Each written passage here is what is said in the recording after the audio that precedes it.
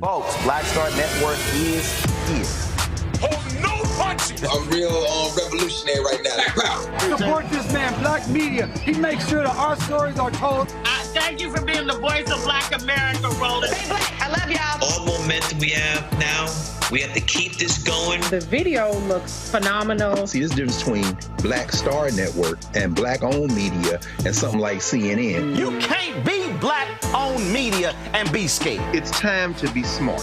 Bring your eyeballs home. You dig?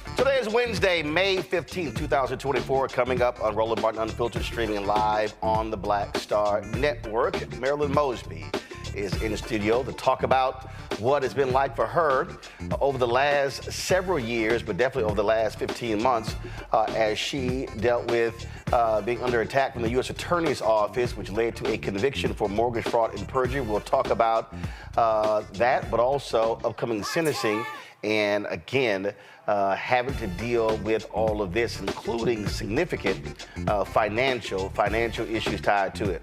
Florida A&M Board of Trustees today voted to hire an external firm to investigate what the hell happened with the ridiculous, historic, now fake $237 million donation that was given during the spring commencement ceremony.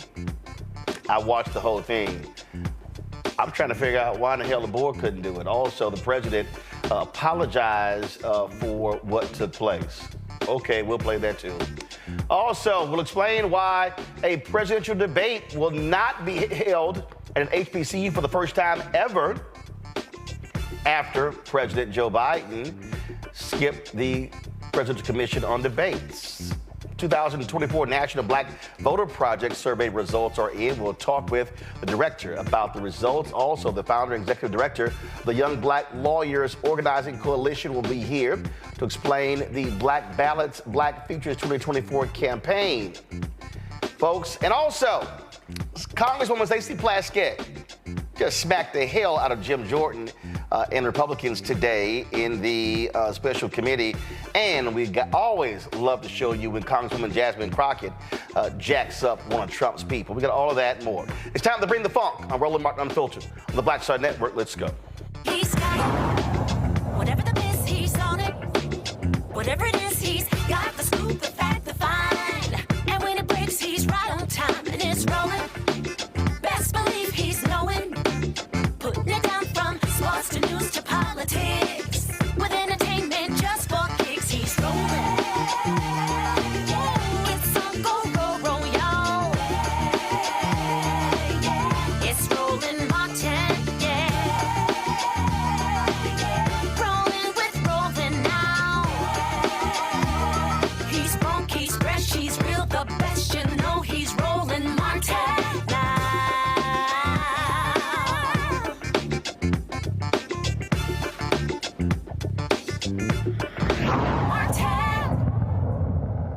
Next week, federal judge Lydia K. Grigsby will sentence former Baltimore State's attorney Marilyn Mosby, who was convicted of mortgage fraud and perjury. She's facing up to 40 years in prison. Today, though, a number of attorneys, 50-some-odd attorneys, came out publicly calling for President Biden to pardon her. Go to my iPad, please. This was a statement released by attorney Ben Crump. Where he noted that it says National Civil Rights and Personal Injury Attorney Ben Crump, lead attorney Jeff Trevelyan Jr., attorney Barbara Unwine, attorney Barry Scheck, and more than 50 other attorneys are urging President Joe Biden to pardon former Baltimore City Attorney Marilyn Mosby. As the release says, Attorney Mosby is one of several black female progressive prosecutors who have been targets of a disturbing political agenda for standing up for communities of color and for advancing progressive causes. Mosby's vocal opposition to the previous administration sending in federal troops to arrest protesters in the community following the murder of George Floyd and her efforts to hold law enforcement accountable following the killing of Freddie Gray appear to have fueled retaliation. Crump and 50-plus other attorneys listed below are calling on President Biden to rectify this injustice immediately by pardoning Marilyn Mosby. She joins us right now along with Attorney Monique Presley. Glad to have both of you here. First, there's some things we can't obviously talk about because everything that you say leading up to sentencing can be factored in. So you've got U.S. attorneys, you've got the judge all paying attention to all of that. When you started, did you think this is where you would be ending up when, of course, when Freddie Gray happened and people were demanding justice, and when you chose to charge those officers? That's when, and all of a sudden, folks came after your law license and all the different attacks. It's a whole different worldview now than where you were then. It absolutely is a whole different world. I mean, when you go into a position understanding and recognizing that prosecutors are one of the most important stakeholders in the criminal justice system.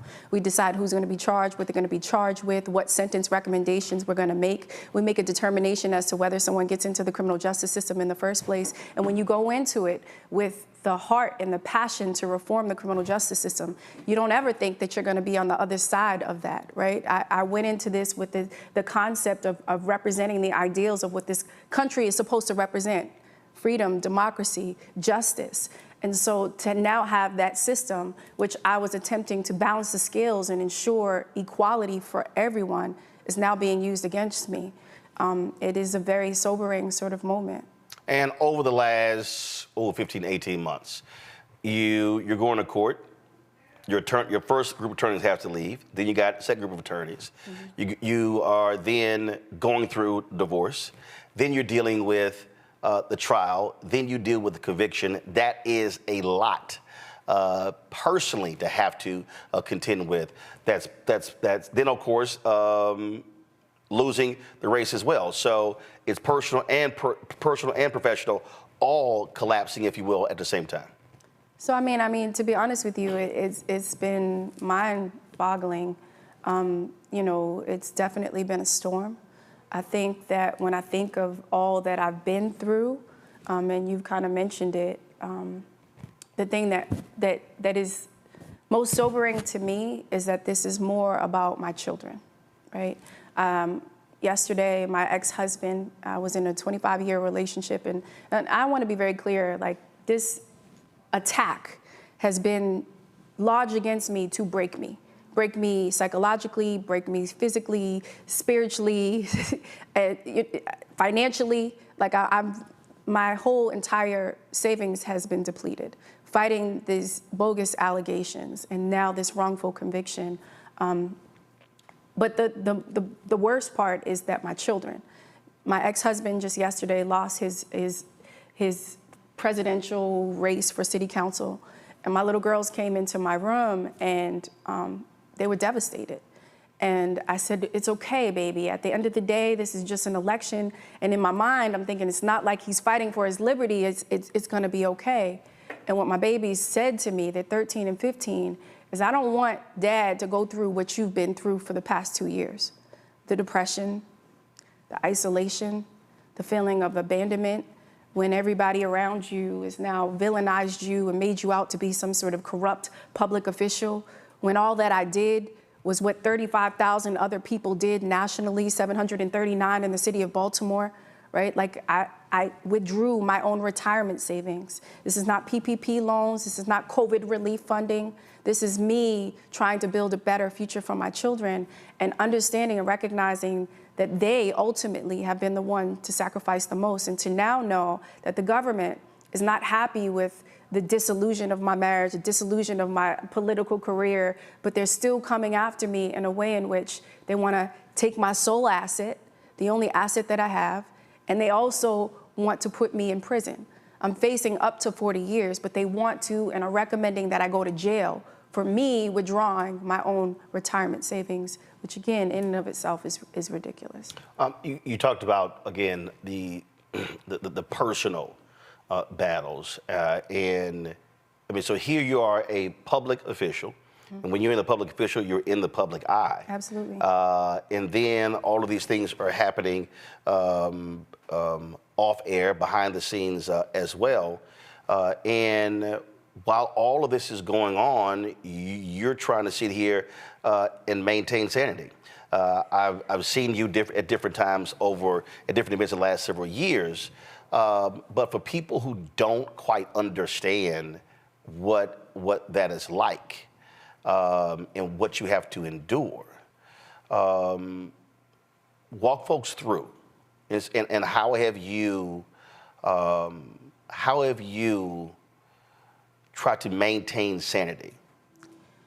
To be honest with you, I think sometimes I still think I'm losing my mind, but I thank God, like, for the isolation. I thank God for, to be honest, I've tried to find the beauty in this traumatic sort of experience. And I wouldn't be able to do that on my own. It was because of the isolation. It was because of the people that I loved unconditionally that showed me the conditions of their love. It was because of the abandonment that I felt, the depression that I went through, the toxic addictions, me trying to numb my pain, that I was able to get through all of that through God and to get closer and to come out of this crucible stronger, wiser, and more empowered in my faith. And so I don't credit anything but my faith, and knowing that at the end of the day, I know that in that role and in this position, I know that I've done nothing illegal. I know that I've done nothing criminal. I know that I've done nothing wrong. I know that I've been wrongly convicted. And I know that the work that I was doing has everything to do with why I'm in the position that I'm in.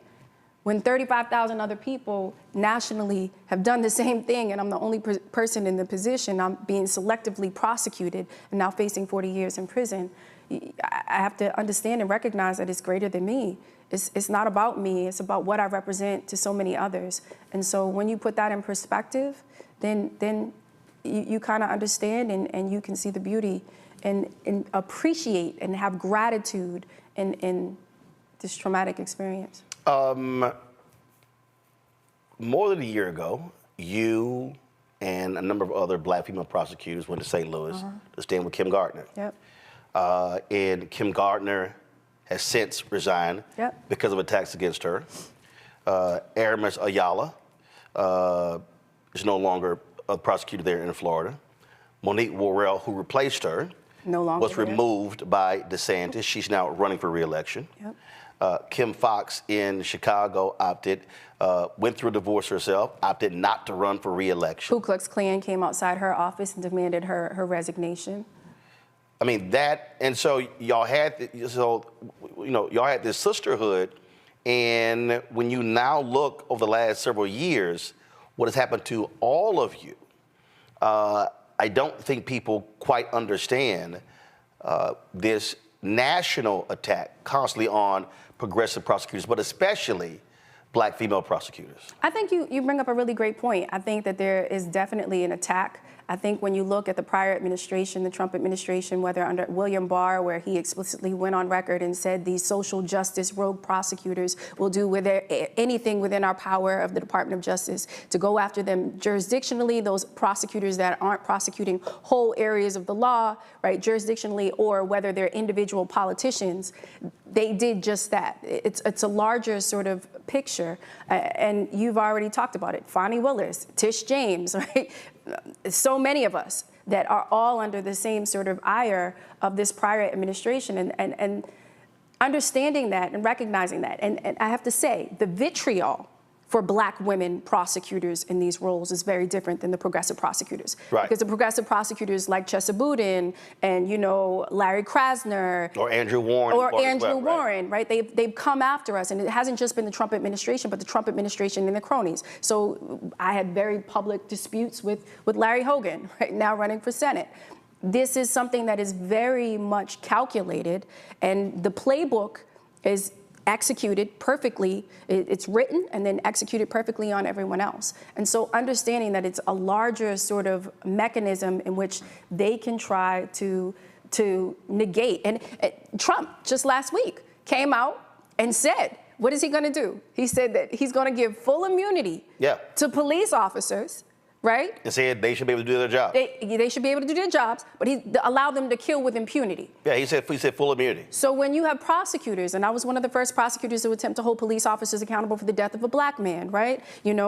After Freddie Gray, we successfully prosecuted 33 police officers after Freddie Gray, right, who were violating the rights of citizens in Baltimore City. When it comes to the gun trace task force, these were corrupt rogue officers planting guns and drugs on citizens for decades. My office was the one who not only drafted the legislation, but lobbied for the legislation and passed the legislation and vacated 800 convictions as a result of those rogue police officers. I mean, it can go on and on. I started the first conviction integrity unit in the entire state of Maryland, where we did reinvestigations into claims of actual innocence, where I exonerated 13 innocent black men who collectively served 300 years in prison for crimes they didn't commit. Now being on the other side of that is a sobering sort of reality, and having that system that we were attempting, and not just me, but my sisters all across this country, attempting to equalize, to now be used against you, and the progressive sort of attacks against others. When it comes to black women, they use the criminal justice system to come against us. I mentioned the support that you have been receiving, not just from the Lawyers Today, but some of the other folks in the community, folks across the country. What has that been like? Have folks been reaching out to you on social media, privately, email, things along those lines, giving you encouragement? I can just tell you I'm so humbled and I'm so honored.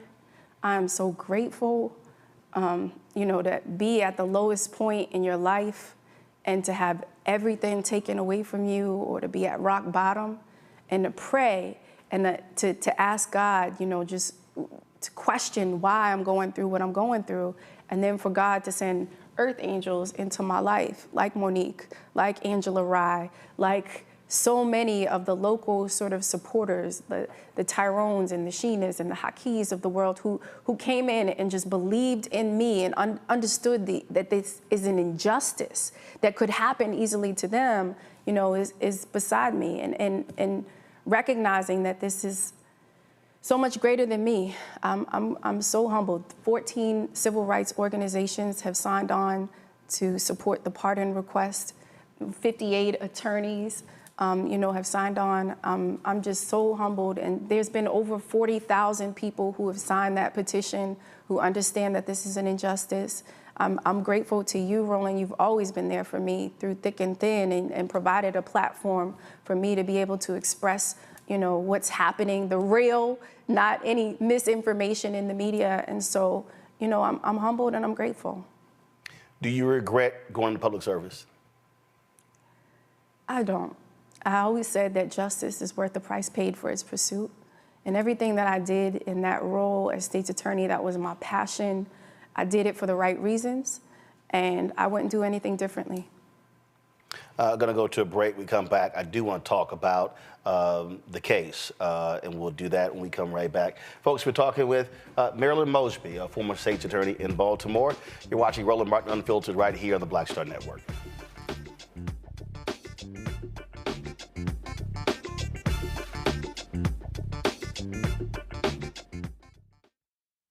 Coming soon to the Black Star Network. It was my junior year at Georgetown, and Spike calls me and he says, Malcolm, what are you doing next year? So, graduating, He said, take a year off, work on Malcolm X. I said, okay. But first of all, for the folks who don't know, Spike is my cousin. Spike is my cousin. Just the person watching like, how the hell is Spike just gonna tell you that it's true? It's true.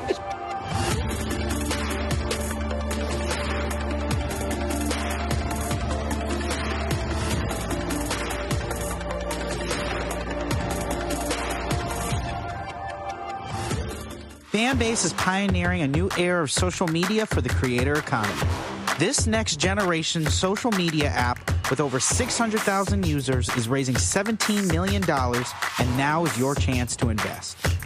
For details on how to invest, visit startengine.com/fanbase or scan the QR code. Another way we're giving you the freedom to be you without limits. I am Tommy Davidson. I play Oscar on Proud Family, Louder and Prouder. Right now, I'm rolling with Roland Martin, unfiltered, uncut, unplugged, and undamn believable. You hear me?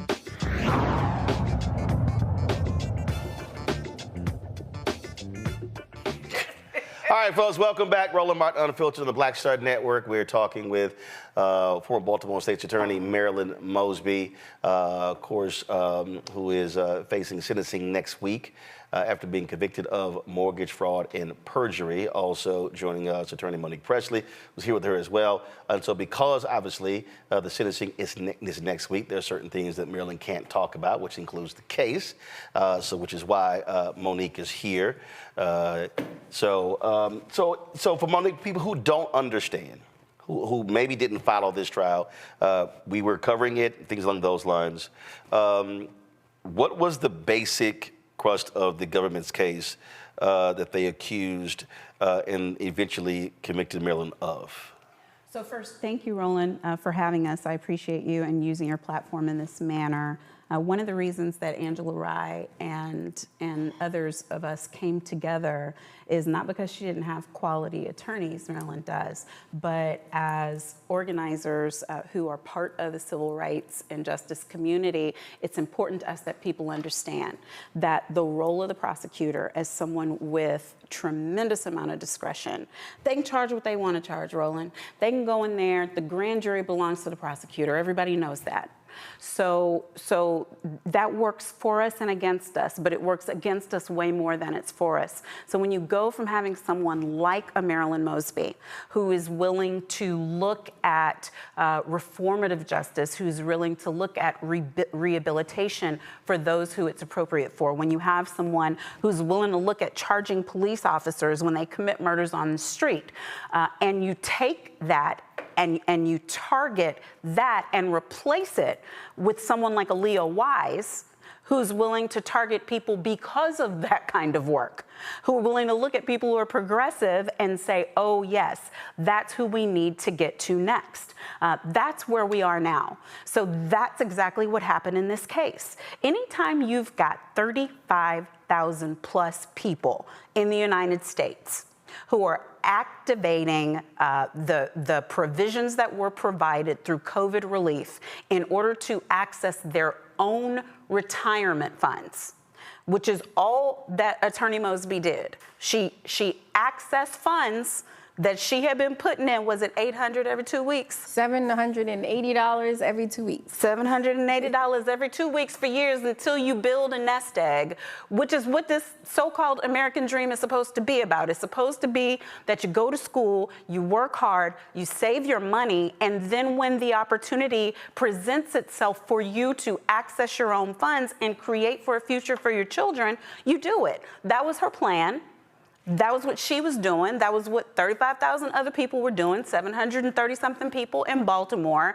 And what the government says is that she didn't qualify to be able to do that because she didn't demonstrate a legal standard to show adverse financial consequences or adverse financial hardship, even though the term is not even supposed to be used in this context, in order to justify withdrawal of the funds. Now, Roland, I've been on your show a million years. I'm a stickler for let's figure out what the law says, and sometimes I take positions that are contrary to the popular one because I'm saying, well, this is what the law says, and so if this is what the law says, then this is what we were bound to do when we worked from there. But there was no law.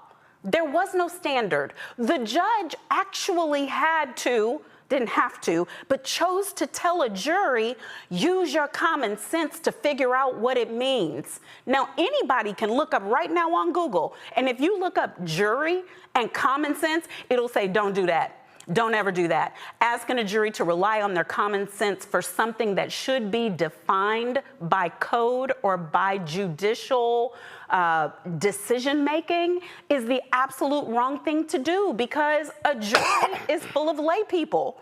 The jury is supposed to make a fact-based decision. The judge is supposed to apply the law. Am I right or am I wrong, Madam Prosecutor? So I think you're right. And I think one of the things that she's emphasizing is that unlike financial hardship, right, which has been legally defined, and there's precedents that's already been set, this was a provision that was created under the CARES Act that was defined as adverse financial consequence. This is not a financial hardship. This is adverse financial consequence. That has never been legally defined. When we got to trial, the government's witness, the director of the compensation board for Baltimore City, stated on the record at my trial that the only thing, he never gave anybody any sort of direction, none of the 739 other people, other than what was said in that statute. And he said the way that he defined adverse financial consequence was if you suffered a $50 adversity or more. I didn't think I needed to take the stand at that point, right? If the government put on evidence that I suffered more than a $50 adversity.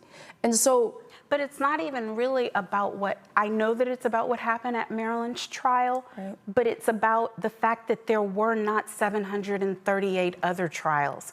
And it's about the fact nationally that there were not 34,999 other trials, because it's akin to, 35,000 people, that's whole cities.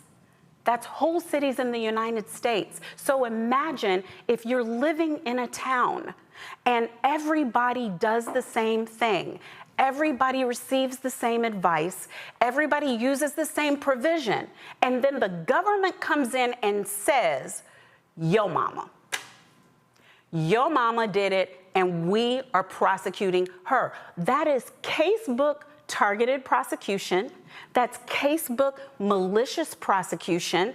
That's casebook targeted, isolated, ill-meaning prosecution of a citizen. So there were two trials. So there was obviously one trial that dealt with perjury.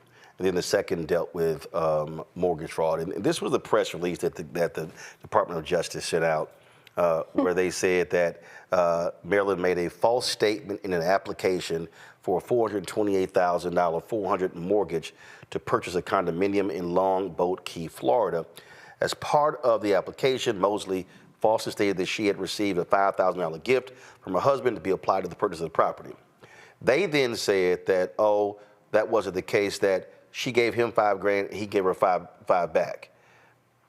That was yes, and at trial that was the case. And at trial, the testimony came in from the people that advised her that she had been advised that it was appropriate for the gift to come from her then husband, and he testified at trial about the same. So what we're having, and Roland, if you listen to the press release, and I don't know. I got it right here. I don't know if we've even called it out in this manner, but the one thing that I want to say that I know that she can't is there's this whole prevailing theme that Black women aren't supposed to have money, that we're not supposed to have savings, that we're not supposed to make smart business decisions. We definitely aren't supposed to have no property that we're buying in Florida while we are government service. We're supposed to be impoverished. Stay in our place. We're not supposed to be thinking for ourselves. We're not supposed to be taking advantage of opportunities. So that's why we can have a former president with 91 sundry indictments all over the United States for doing things like crimes against America, for subverting elections, and he's not facing up to 40 years anywhere right now. Like, he's not up for sentencing anywhere right now, but we've got this Black woman who was trying to help us. And the reason why that matters to me is because I sit here as like a career 30-year defense-minded person, defense attorney. Anybody can check the record and know I've never prosecuted anybody for anything. This is my sister. It is necessary. We say all the time, we need progressive prosecutors who look like us. We need progressive prosecutors who understand us. We need progressive prosecutors who come from our community. But then when they get attacked, we have this side eye, we have this mentality where we're tearing down the very thing that we asked for.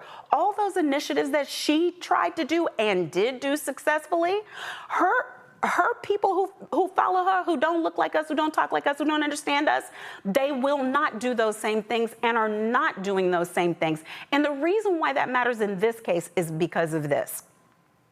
Anytime you got the NAACP, Until Freedom, Black Voters Matter, and 12 others who all think the same thing at the same time and sign the same piece of paper, you know, like, there's no harm, no foul. There's no debating the clear call that she requires justice. When you've got lawyers like Barry Shett from the Innocence Project, yes, people know him from his being part of the Dream Team, but somebody who is data specific like that, somebody who's devoted their life to defending innocence, when he's signing on with an Attorney Crump, with a Barbara Arnwine, with a DeMario, you can look, I mean, there are 5 former National Bar presidents who have signed on the same piece of paper, not just saying we agree that she should be pardoned. Right. They represent her. That's her lawyers now. So I say all that to say, yes, they accused her of perjury, for following advice she was given, and for utilizing money from a gift from her own husband. They accused her of defrauding the government for taking her own funds that she had saved for her and her children, and she's supposed to be what sets an example. She's supposed to be the chilling factor, so anybody who's bold enough to stand up against the establishment gets the lesson. Obviously, when it comes to a pardon, that comes down to the President of the United States. Yes. Department of Justice, they ought to do their reviews, they make recommendations.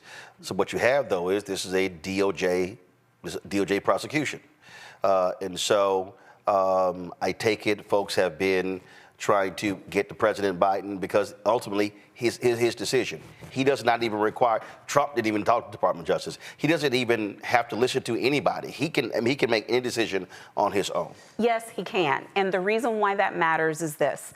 Pardon power belongs to the Chief Executive Officer of the United States, so that if every other part of the justice system fails, a citizen of this country, or even an immigrant of this country who is falsely accused and convicted, still has a place that they can go.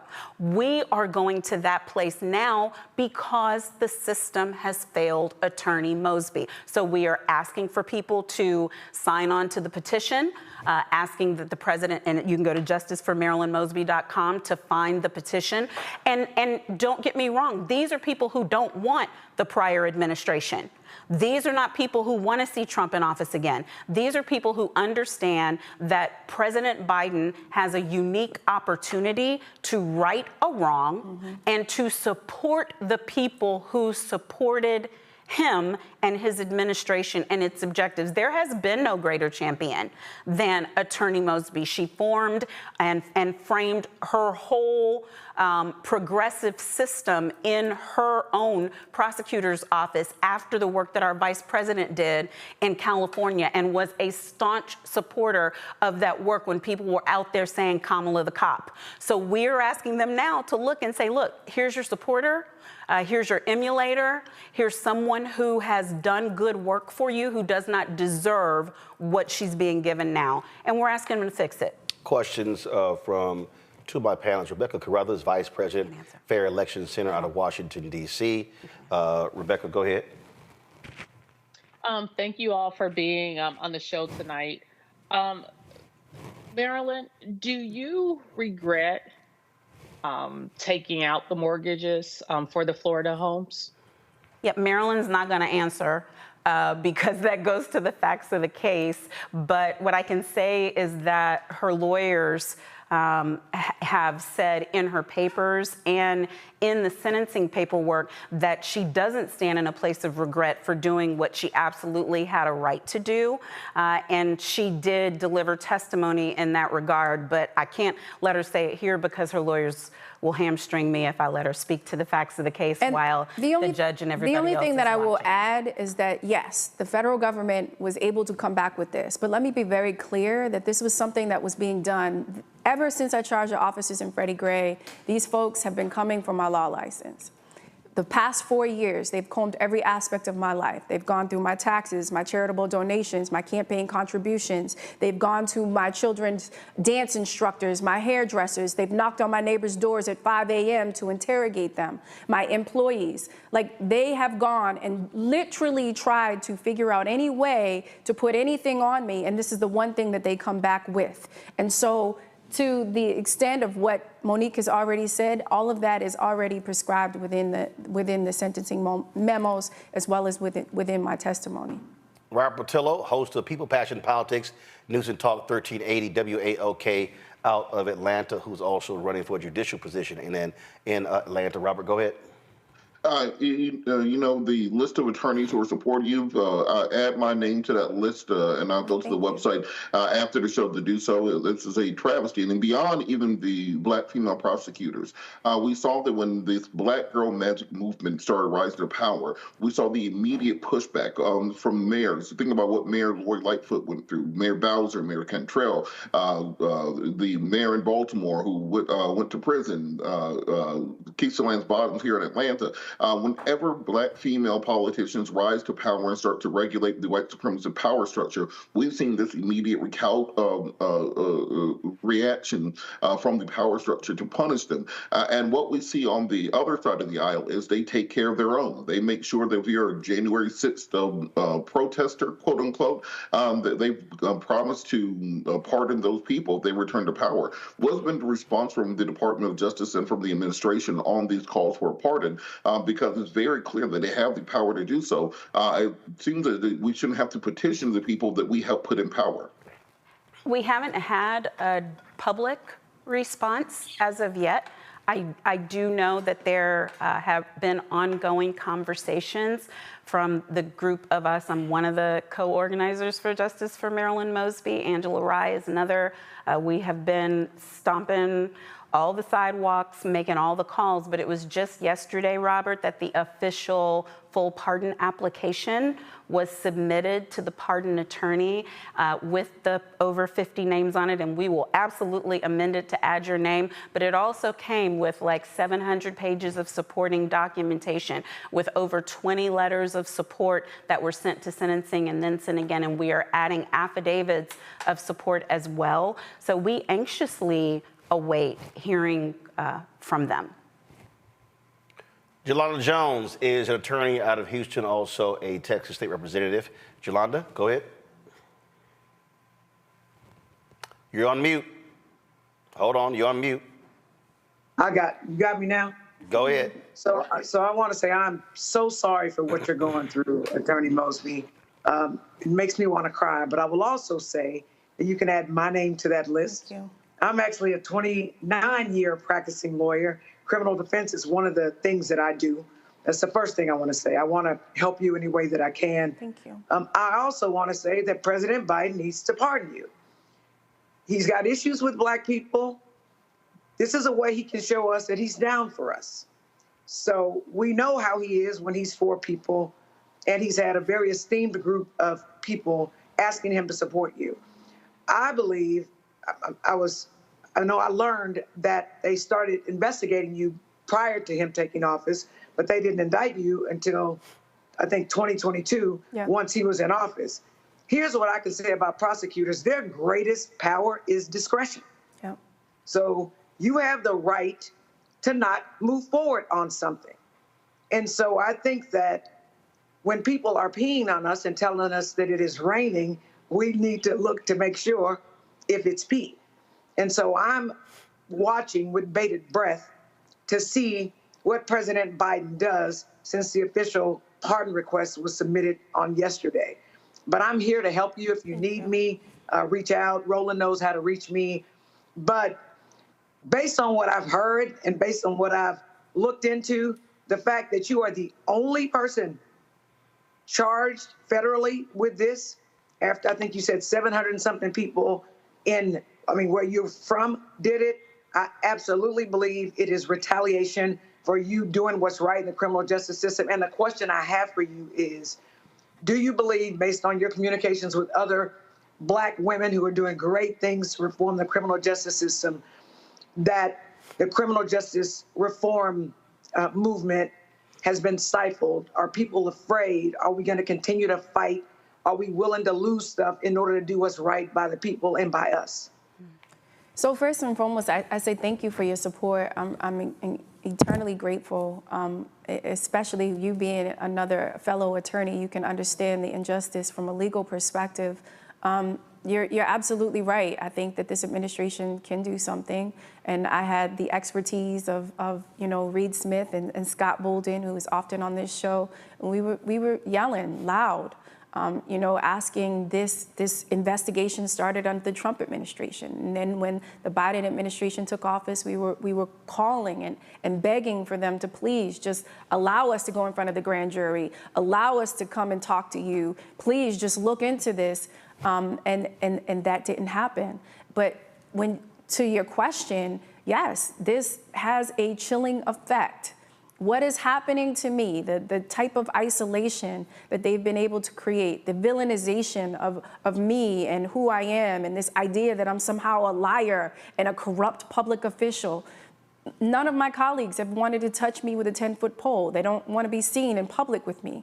I've had family members and friends and people that I've loved the most that have turned their backs on me. And so, yes, it creates a chilling effect, not just for the people that I loved unconditionally, but for the individuals that are in this role that can make a decision that have an impact on our lives. So yes, Roland and Monique have talked about it. Fani Willis, Tish James, Monique Worrell, Aramis Ayala, Kim Fox, Kim Gardner. The list goes on and on and on. Andrew Warren, Chesa Boudin, Larry Krasner. These are all of the progressive prosecutors that were attempting to balance the scales of justice in this country that have now been targeted in a way in which they villainize us, they isolate us, and for Black women, they criminalize us. Yeah. I absolutely agree with that, and I'll say this. We have prosecutors that are white progressive, and I say that in air quotes, who are doing things, and the government's not coming after them. They're not coming after them. And it makes me sad, and I hear people say all the time, oh, you're pulling the race card, you're pulling the race card. No, we're not pulling the race card. We're defending against your racism. You are using your belief that we are innately inferior to you in order to prosecute us and to destroy us and to destroy our families. And I tell you what, the civil rights movement is difficult. It takes courage, and I commend you for doing what needed to be done. And we are here for you when you need us. Thank you. Folks, this is the petition that they're asking folks to sign to seek a pardon for Marilyn Mosby. As you see, 41,944 of 45,000 signatures. If you go to the easiest place to go to, because this is campaigns.organizefor.org. The Justice for Marilyn Mosby. There you go. All right, so that's easy. So justiceformarilynmosby.com. So justiceformarilynmosby.com. Then you can actually access the petition. So you see right there. And you'll see the other interviews and other information. Of course, this was going to be added on there. Y'all know that. All information on there as well. And so... And come on the 23rd. Huh? Come to the sentencing. If you're around, come. Show your so sentencing is May 23rd. May Where? 23rd, 10:30 a.m., Green Belt District Courthouse. You said 8:30 a.m.? 10:30. 10:30 a.m. On May 23rd. All right then. Well, Marilyn, I appreciate you coming on the show. You know I always had your back. So thank you, always. So we'll continue to do the same, and we'll, of course, keep letting folks know about the petition as well. Thank you, Roland. Right. Appreciate you. Appreciate it. Thanks a bunch.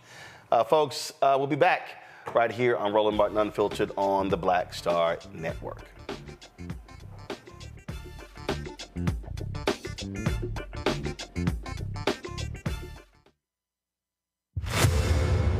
I wanted the people of Baltimore to hear it from me.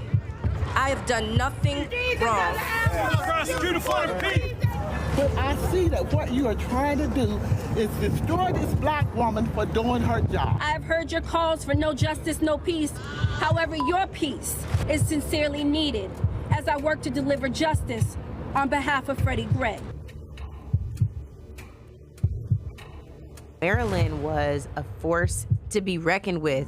I was assuming this was all because of Freddie Gray, but it actually is much deeper than that. Baltimore's top prosecutor, a woman named Marilyn Mosby, was indicted yesterday in the Eastern District of Maryland for perjury. Couldn't help but think about Donald Trump.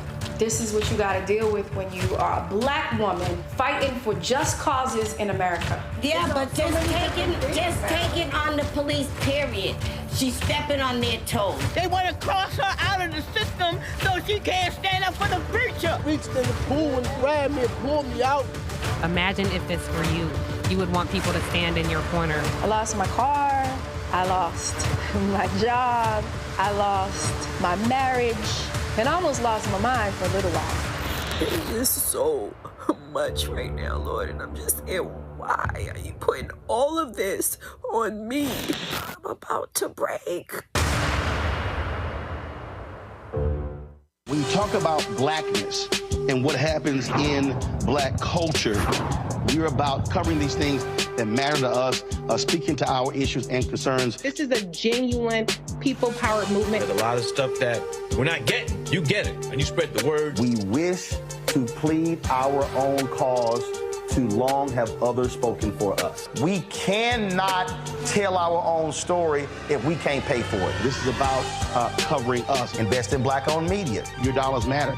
We don't have to keep asking them to cover our stuff. So please support us in what we do, folks. We want to hit 2,000 people, $50 this month, raise $100,000. We're behind 100,000, so we want to hit that. Y'all money makes this possible. Check some money orders. Go to P.O. Box 57196, Washington, D.C. 20037-0196. The Cash App is $RM Unfiltered. PayPal is R Martin Unfiltered. Venmo is RM Unfiltered. Zelle is Roland at RolandSMartin.com. Farquhar, executive producer of Proud Family. Bruce Smith, creator and executive producer of The Proud Family, Louder and Prouder. And you're watching Roland Martin Unfiltered.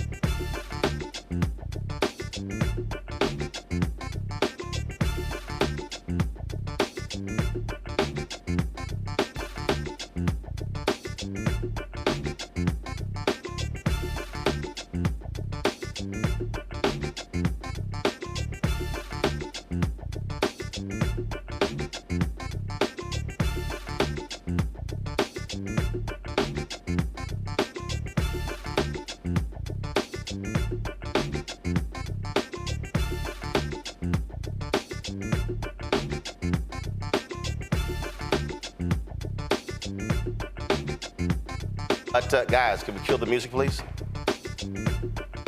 Thank you very much.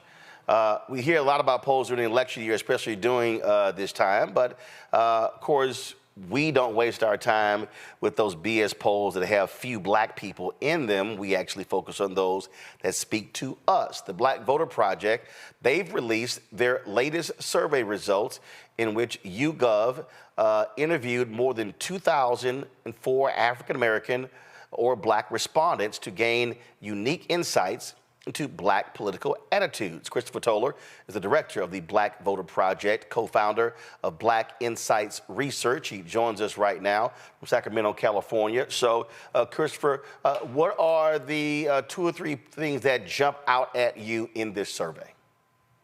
I think there's, you hit it on the nail on the head with just having enough respondents, enough black respondents to actually talk about some of the demographic shifts or demographic findings within the black community.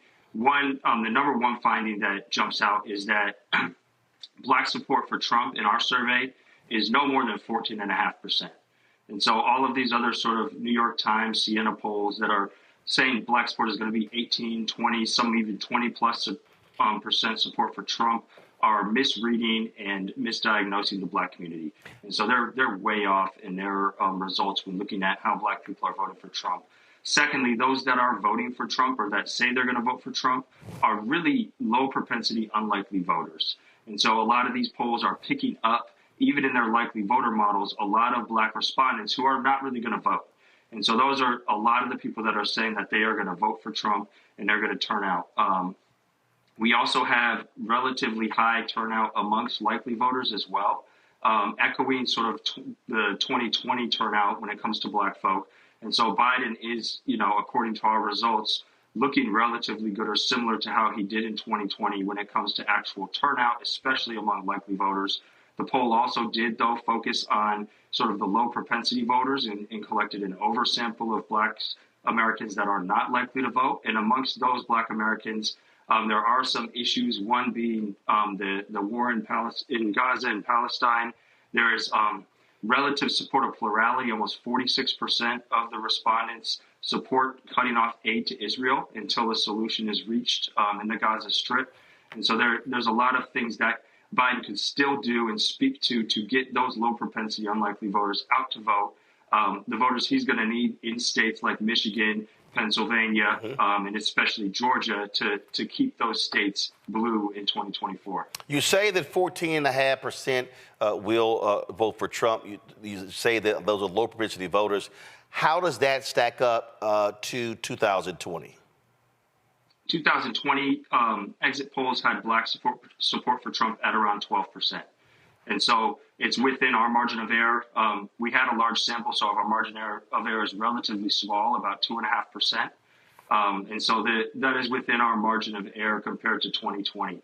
And so Black Voter Project doesn't expect major shifts in black support for Trump in 2024. So as I go through this here, and when I look at, because you talk about low propensity voters, and when I look at definitely will vote, probably will vote, maybe will vote, definitely will not vote, don't know, prefer not to say. 45 to 64, 65.8% say definitely will vote. 30 to 44, it goes to 51.9%. 18 to 29, it drops to 43.8%. The total is 58.4. Probably will vote. That 45 to 64 is 8% because largely they are going to vote. Then it's 15.1, 22.0, then 13.0. And then that's definitely, probably, and maybe will vote. Again, going to the older bracket first, 6.4, 10.2, 13.5, 8.4. And at 65 plus, definitely will vote is 76.7%. Probably will vote 5.5, maybe we'll vote 1.7. Here's the point that I am constantly making, that I don't think these white Democratic strategists or even these white Republican strategists have any idea about. But we also must say this to black people. Folks who are 65 plus and older, they get it. They understand the power of the vote, but those people are likely, they likely self-identify as Democrat. Once you start going lower, and I dare say really 55 and below, folks don't self-identify.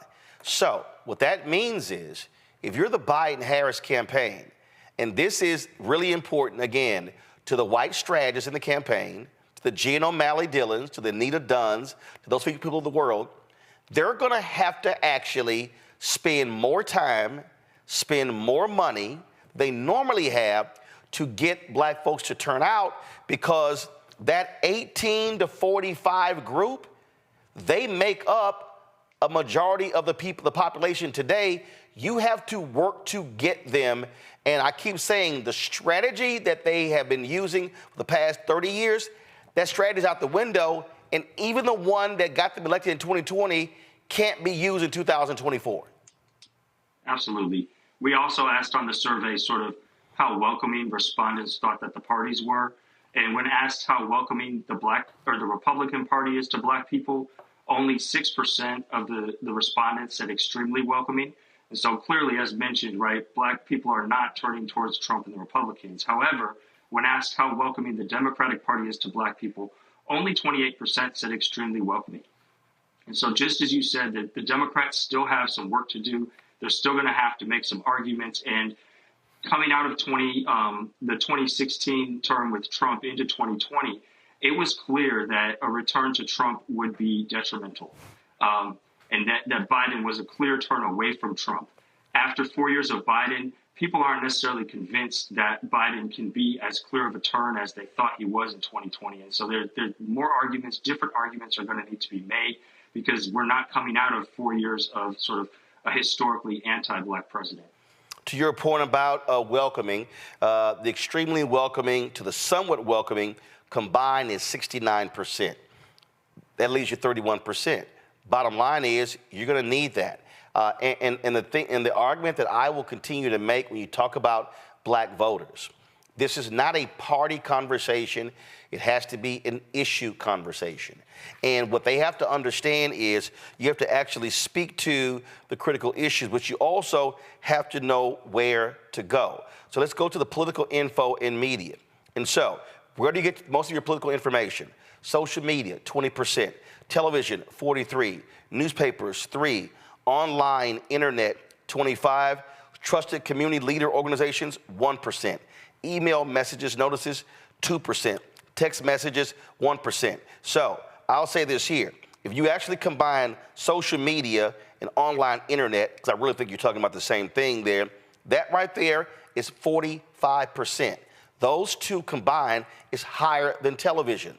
And so, again, if you're Biden-Harris, or if you're other folks who are, if you're those Democratic senators and you're trying to win in Nevada, trying to hold Sherrod Brown in Ohio, you got Tester in Montana, you got Casey in Pennsylvania, and so you're trying to hold those positions. Obviously, also Brooks is going to be the nominee against Larry Hogan in Maryland.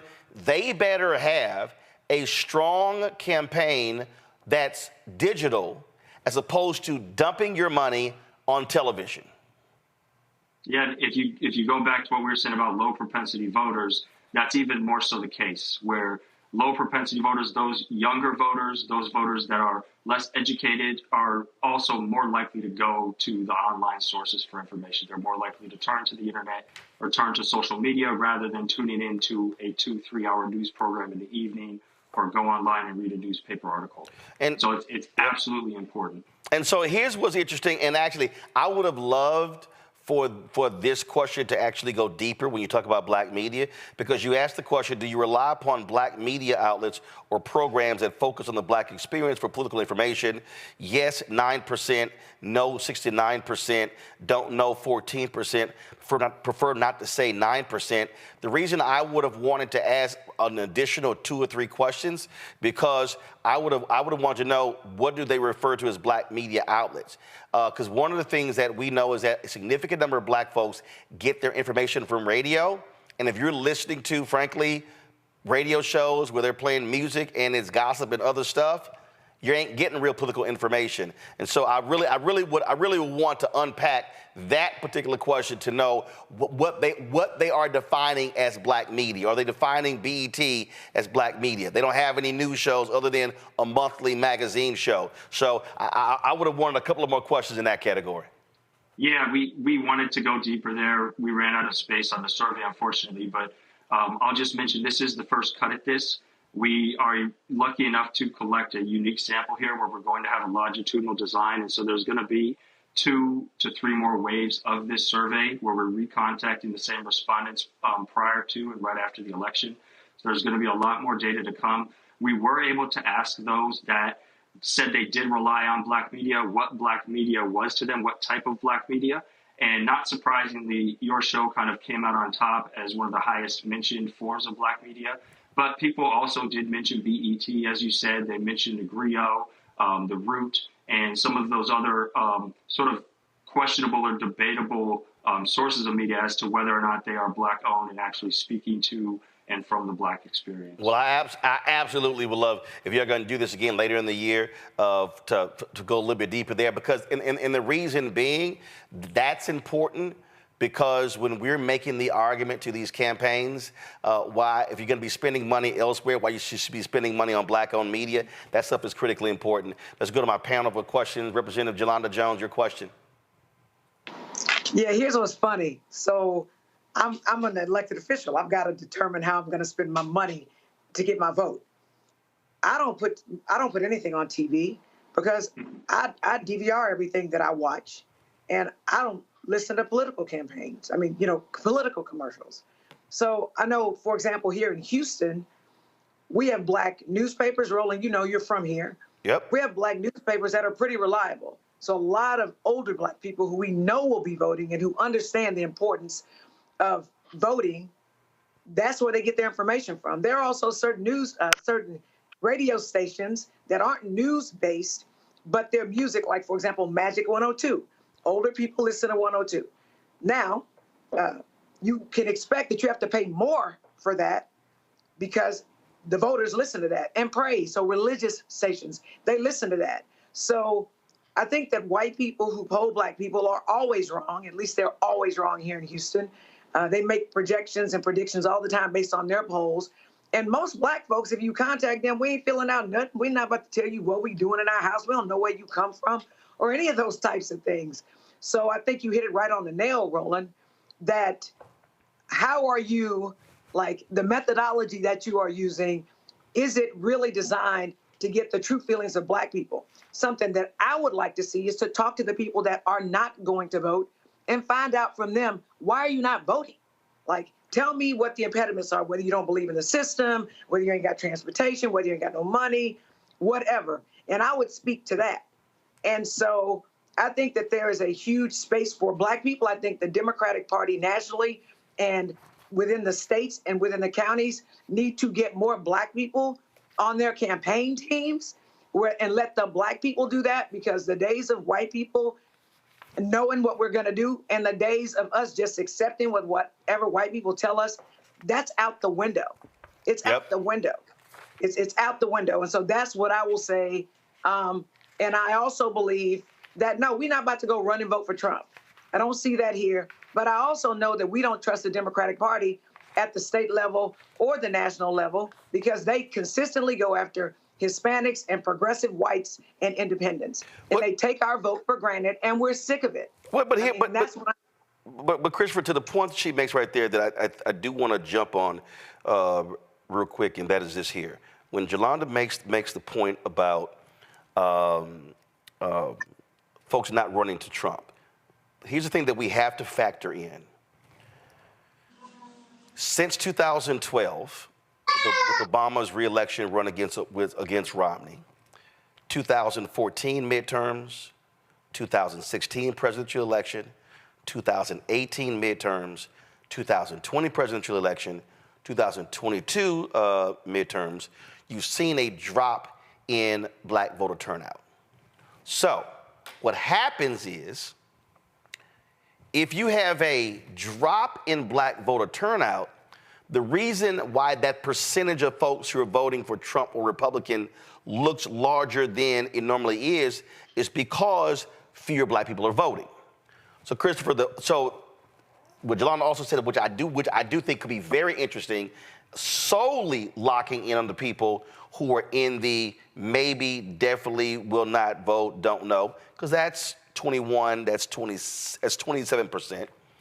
The reason that is interesting to me is because that's a big piece that I keep talking about on this show. We have to be maximizing our vote. If black people vote at 60, 60 is the low, right, but I really want 70. If we look at the raw numbers, we can sweep elections. We can flat out sweep elections. And so that's part of the thing for me, trying to explain to our people, yo, when we talk about we want stuff, we could sweep elections if we're at that number. But if we're at 26, 28, 32, 35, 40, the power is being left on the couch. And then people are like, well, nothing has happened. Because the power, it's like having an iPad that's dead because you ain't plugged it up. You need power to charge it. No, I think two things here. One, the Obama years, you see a dramatic increase, historical turnout for black folk and support for Obama for right. One, you have people getting off their couch who normally wouldn't vote that wanted to vote for the first black president. And two, you have independents, independent conservatives or conservative black people that said, oh, I'm gonna vote for Obama and go against my party. And so you see the support for Obama skyrocket and support for Republicans during the Obama years dramatically decline. Following that, you see those people go back to their couch, and you see the other black conservatives return to the Republican Party in what seems like an increase in support, but it's really just returning to a historical mean. And so that's absolutely the case. What we've seen going on. It's not a resurgence of the Republicans among black folks whatsoever. It's just a return to politics as usual after the Obama years. As far as what black folks, especially the low propensity black folks, are talking about, over the last 2 years, we have conducted over 10 focus groups with about 50 black individuals, both high propensity and low propensity voters. And when we talk to the low propensity voters, the reason they're not enthusiastic about the Democrats, the reason they're not voting is because, one, they don't find any connection with the party. They don't feel like the party's speaking to them. And two, they don't really feel any, they're being heard. They don't feel like they have any power, that they can't do anything. And when we say what would motivate you, one of the main things that turns them out is, especially at the local and statewide level, black representation, having people that look like them running for office, heading campaigns, and then two, the threat of a possible another Trump presidency or a return of MAGA to the White House, to state politics. And so those are really the two areas in which we see low propensity voters actually start to talk about and get engaged with politics. But it's a really conversation to have. And in fact, Terrence Woodbury, that shows in his research as well, that his research shows that when you tell black people that your vote could make the difference between winning and losing, that changes their perspective on whether they're actually going to vote. Rebecca. Hey, Christopher, good to see you tonight. So I see this is a national survey that you did. Can you tell us if you have any insights with like state by state breakdowns, especially in the battleground states among black voters? Yeah, unfortunately, the samples, we just talked about small sample size. Our samples state by state are still too small. I think the most we have is like 300 in places like New York. And I think we tried to collect as many as we could in Georgia, but that's still not enough for us to say anything confidently about these battleground states. We are working on putting together an analysis of just the battleground states, so grouping all of the sort of battleground states with significant Black populations together to try and see if there's something that can come out of that. But really, I would just echo what we've been saying so far, which is in the battleground states, it's going to be really important for Democrats at the national and statewide level to speak to these low propensity voters and to make sure that these people aren't staying on their couch, and to not worry about convincing them to vote for Biden, but to find reasons to get them out to vote and to get them to the polls more than anything else. Robert. I literally just came in from putting out yard signs and going to barbershops around Atlanta. Shout out my barber Rock on the last minute haircut those. But I think it's important when we have these conversations about low propensity voters, we make it seem as if they just simply don't want to vote. They feel as if people are not talking to them. We all know the old saying, yard signs don't vote. We know that there's a conflicting evidence on the effectiveness of radio advertising and print advertising. And your research, what have you found to be the most effective way of communicating to these voters about policies that are actually affecting them and how that translates to getting them to turn out to the polls? Yeah, so unfortunately, in our research over the last couple of years, and especially in this poll, we haven't found any real policy that sticks. And so trying to talk to low propensity voters about policy gains is a really difficult way to engage them and get them inspired and out to vote, simply because there's such a lag in policy passage and policy action and effect to individuals' lives. And so the policy conversation is really hard to have, even when you're talking about sort of highlighting the policies that Biden has passed or under Biden that benefit Black folk. Even those are a tough sell. And so for us in our research, we've really shown, one, highlighting the historical significance of voting and the reason that Black folks should vote as related to the struggle for voting that the Black community has had over the last couple centuries, and really put it in historical perspective.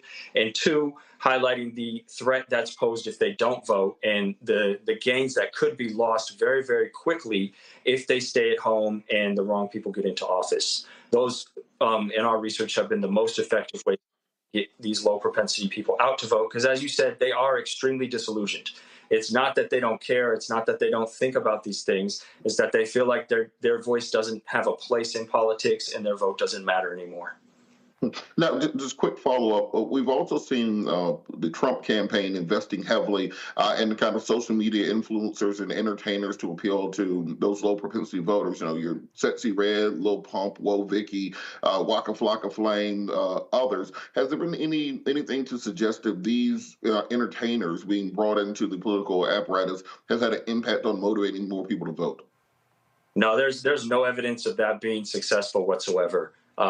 Again, even though we're talking about low and high propensity Black voters in the Black community, the Black community is still very sophisticated when it comes to politics, and they see right through these scams. We see through these people. We understand that throwing these celebrities out there, Lawrence Taylor most recently, as sort of Black tokens to support the Black community is not going to work. And I've actually done a number of research projects looking at Black celebrities and their influence in politics. Another question, if you guys have time for it. Yeah, absolutely. And really the one thing that attaches the Black community to celebrities when it comes to politics is that Black celebrities potentially face the same struggles that the Black community does. And so when Black celebrities are speaking their mind and they're getting pushback from the forces that be, that's what sort of drives support amongst them or for them amongst the people. And you don't see that with these Black celebrities supporting Trump because they're aligned with the system rather than actually trying to fight for progress. Jelana, real quick. Yeah, here's the thing. What the Republicans do masterfully is they stare the crap out of their voters and they go vote. I want to know, have we ever asked about what we're afraid of, right? What we fear, as opposed to we're just disillusioned because we are motivated by fear or anger not, oh, we can make a difference. That's my opinion based on my over decades of being elected.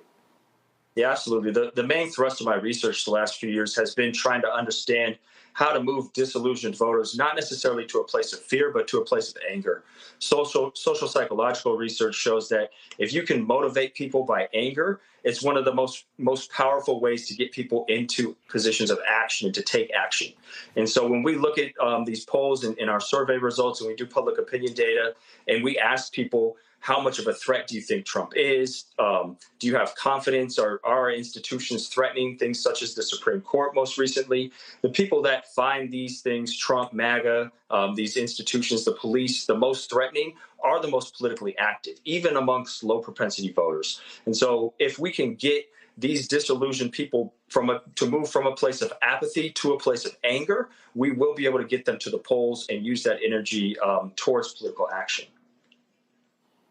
Look, people gotta stop acting like black folks different from everybody else. The numbers don't lie. When you have a Democrat who's in the White House, Republican giving explodes. When you have a Republican in the White House, Democrat giving explodes. When the Democrat wins, you know what those Democrats do? Okay, we're good, we can go back, which is the dumbest shit in the world. And I keep trying to explain to people, the election is the end of one process and the beginning of another. What you cannot do is when the election is over, go, okay, I voted. Again, I go back to 2008. I did Wanda Sykes' show. I did Monique's show, was on BET. And they were like, well, I did my part. I'm like, no, you did your part for the election. Now that the election is over, now we've got to push and prod and demand action on our agenda. And that's where I want black folks to also be. I hear all kind of black folk. Man, all Obama did was do stuff for the LGBT community. Guess what? Within the first 90 days of his administration, they gave him a 52-page agenda. Do you know when black groups submitted a black agenda to Obama? In year 5. I was there. I covered the event. And so that, to me, Christopher, is a part of this. We also have to make folk understand that we can't just show up when we're pissed off. We have to take that anger and fuel it to drive us to the ballot box. But then once they win, say, hey, we ain't left. We watching your ass. You got to be doing what we want y'all to do. That's the piece that I think is often missing. Yeah, I think so. And right. We asked a question that relates to this, whether or not there should be a third party when it comes to politics to challenge the first two. And, almost half of the respondents said absolutely so. And so there's this need or this want to have consistent competition for black needs, for black wants amongst the two parties that just isn't there right now. All right. Where can people go to get to see the full results of the Black Voter Project survey? Two places. It's on both of the websites I run. One, the blackvoterproject.com, and then also my consulting website, blackinsightsresearch.com. Both of those have the full results. And my partner at Black Insights Research, Archon Chris Parker, wanted to make sure he sends his hello as well. All right. Tell him I said what's up. I appreciate it. Thanks a lot. Absolutely. Thank you. And y'all, don't be shocked if mainstream media don't call Christopher, because that's what they do. They show the white polls all day. But when you actually have black polls that survey actual black people, it's amazing how they never end up on MSNBC, CNN, Fox News, ABC, CBS, and NBC. But they love quoting the white polls that only talk to probably 6 to 8, 10 black people. That's how it goes. All right, when we come back, I'm going to show you this video, y'all, of crazy, deranged Angela Stanton King. Now, she run around claiming she with the King family, but guess what? She's a big MAGA supporter. She did a video where she said, yeah, my goal to get black people to vote for Robert F. Kennedy Jr. is to actually help Trump. I'm gonna roll that video for y'all, and plus we're gonna talk about another black voter initiative as well. Plus, Biden pulls out the presidential commission debates. Guess what? That screws up Virginia State. They are not happy. that they're not going to get a presidential debate. We're going to talk about that as well. You're watching Roland Martin Unfiltered on the Black Star Network. Support us in what we do. Join the Bring the Funk fan club. So you're checking money order to P.O. Box 57196, Washington, D.C. 2003 7-0196. Cash App, $RM Unfiltered. PayPal, R Martin Unfiltered. Venmo is RM Unfiltered. Zelle, Roland at RolandSMartin.com. Roland at RolandMartinUnfiltered.com. YouTube folks, y'all are slacking. Hit the damn like button. We should be easily over 1,000. I shouldn't have to be asking y'all this every single day. Come on, let's get with it. Back in a moment. Hatred on the streets, a horrific scene, a white nationalist rally that descended into deadly violence. White people are losing their damn minds. As an angry pro-Trump mob storms the U.S. Capitol, we've seen shooting. We're about to see the rise of what I call white minority resistance. We have seen white folks in this country who simply cannot tolerate black folks voting. I think what we're seeing is the inevitable result of violent denial. This is part of American history. Every time that people of color have made progress, whether real or symbolic, there has been what Carol Anderson at Emory University calls white rage as a backlash. This is the rise of the Proud Boys and the Boogaloo Boys. America, there's going to be more of this. Here's all the Proud Boys, guys. This country is getting increasingly racist in its behaviors and its attitudes because of the fear of white people. The fear that they're taking our jobs, they're taking our resources, they're taking our women. This is white fear.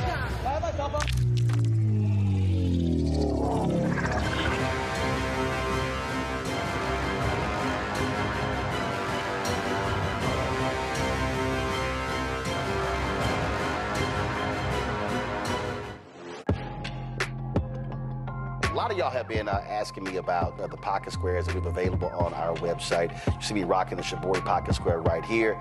It's all about looking different. Now look, summertime is coming up. Y'all know, I keep trying to tell fellas, change your look, please. You can't wear athletic shoes every damn wear. So if you're putting on linen suits, if you're putting on some summer suits, have a whole different look. The reason I like this particular pocket square, the Shibori, is because it's sort of like a flower and looks pretty cool here versus the traditional boring silk pocket squares. But also I like being a little different as well. So this is why we have these custom-made feather pocket squares on the website as well. My sister actually designed these after a few years ago. I was in this battle with Steve Harvey at Essence, and I saw this at a St. Jude fundraiser. I saw this feather pocket square, and I said, well, I got some ideas. So I hit her, and she sent me about 30 different ones.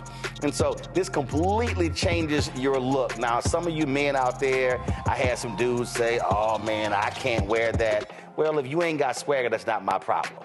But if you're looking for something different to spruce up your look, fellas, ladies, if y'all looking to get your man a good gift, I've run into brothers all across the country with the feather pocket squares saying, see, check mine out. And so it's always good to see them. And so this is what you do. Go to RolandSMartin.com/pocket squares. You can order Shibori pocket squares or the custom-made pocket squares. Now, for the Shiboris, we're out of a lot of the different colors, and I think we're down to about 200 or 300. So you want to get your order in as soon as you can, because here's what happened. I got these several years ago, and the Japanese company signed a deal with another company, and I bought them before they signed that deal, and so I can't get access to any more from the company in Japan that makes them. And so get yours now. So come summertime, when I see y'all at Essence, y'all could be looking fly with the Shibori pocket square or the custom-made pocket square. Again, RolandSMartin.com/pocket squares. Go there now.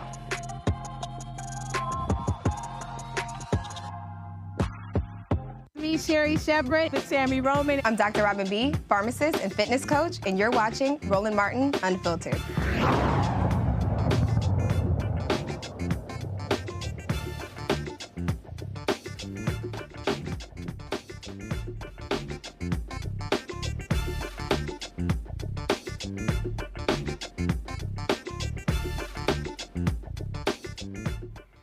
Well, the reported 34 million eligible black voters, about 21%, do not trust the government.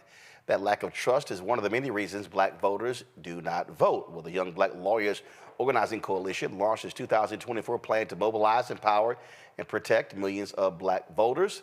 Abdul Dosunmu, hope I got that right, sorry, the founding executive director of the Young Black Lawyers Organizing Coalition, joins us from Dallas.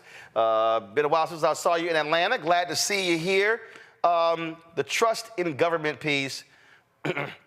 But here's one of the things that I'm always telling folks. Folks say, I want government out of my life. I don't trust government. Then I say, but you know government is in every part of your life. There's nothing, I don't care what anybody says. You can be in rural America, urban America. You can be a hood. You can be a farmer. You can be sitting here working an auto mechanic. It don't matter. Government plays a role in every facet of our lives. It's a fact. That's absolutely right, Roland. Thank you for having me on. Good to see you again.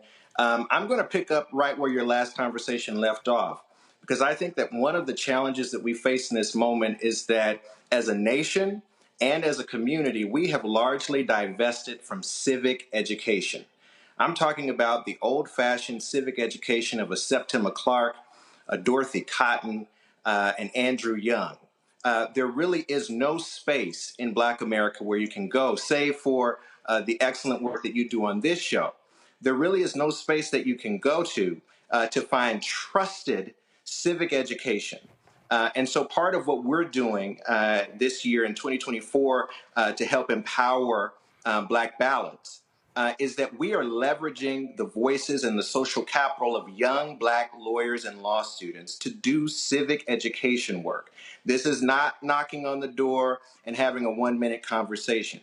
This is actually sitting down in dialogue with Black voters and non-voters alike to help them understand how to claim their civic power. Yep. To understand exactly what you've laid out in terms of the connectivity between their vote and policy change. One of the things we say as an organization all the time is that Black ballots are Black futures.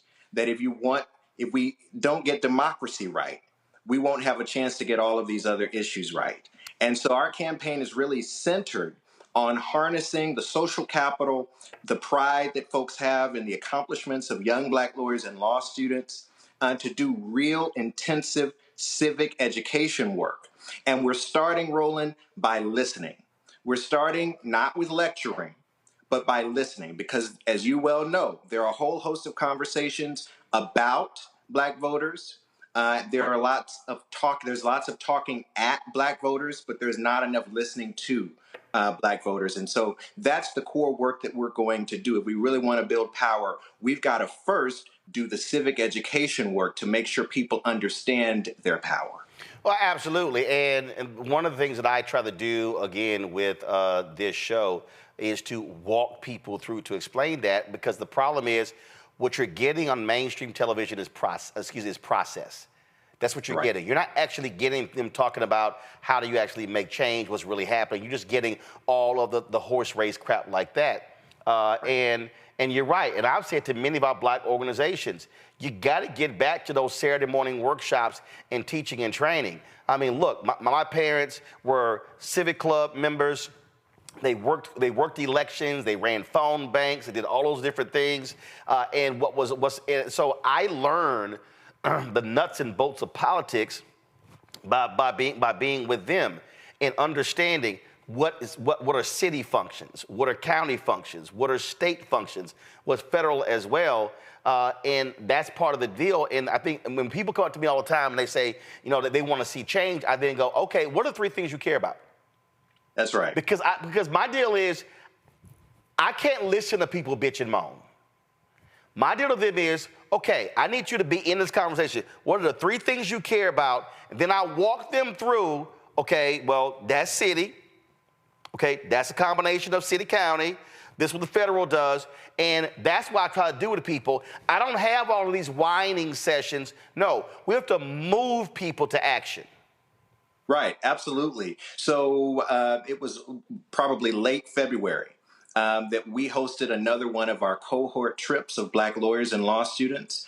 We fully fund teams of Black lawyers and law students from Howard, NYU, law schools across the nation to travel around the country and do voting rights work. And in late February, we took a team to Michigan. We went to Detroit, but not just to Detroit. We went to Pontiac, we went to Grand Rapids. And in union halls and barbershops and black churches across the state of Michigan, we sat down with black voters to do exactly that, to do those workshops and those clinics, to help people to understand why this moment and this election is important, but also beyond that, to help them to understand, okay, what are the things that I care about? And how is this vote connected to the things that I care about?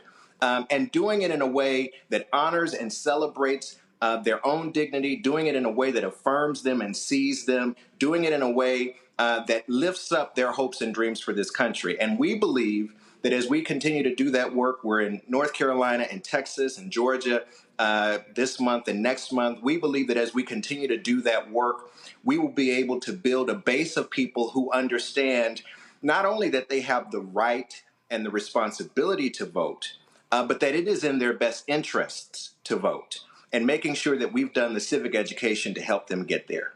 Questions for the panel. Robert, you first. Well, thank you so much for all the work that you do in this field and in this space. And one thing that I found is that from the fundamental level, high school, middle school level civics is completely missing, to the point that people really only vote from the top down based on what mass media is pushing out there. So people think that every election is just about Trump versus Biden or about the gubernatorial race or congressional race. What do you think is the best method by which to educate people about the importance of those down ballot races to have the most direct impact on their lives? I want to talk to young people this weekend. They talked about police brutality and jobs. And I explained to them that whether Donald Trump or Joe Biden are going to do almost nothing about that, but depending on who you vote for a prosecutor, for example, or who you vote for these judicial seats or from city council will have an impact on that. What method have you found to be the most effective in communicating that, particularly to young people? You're absolutely right. It's critically important that people understand the connectivity.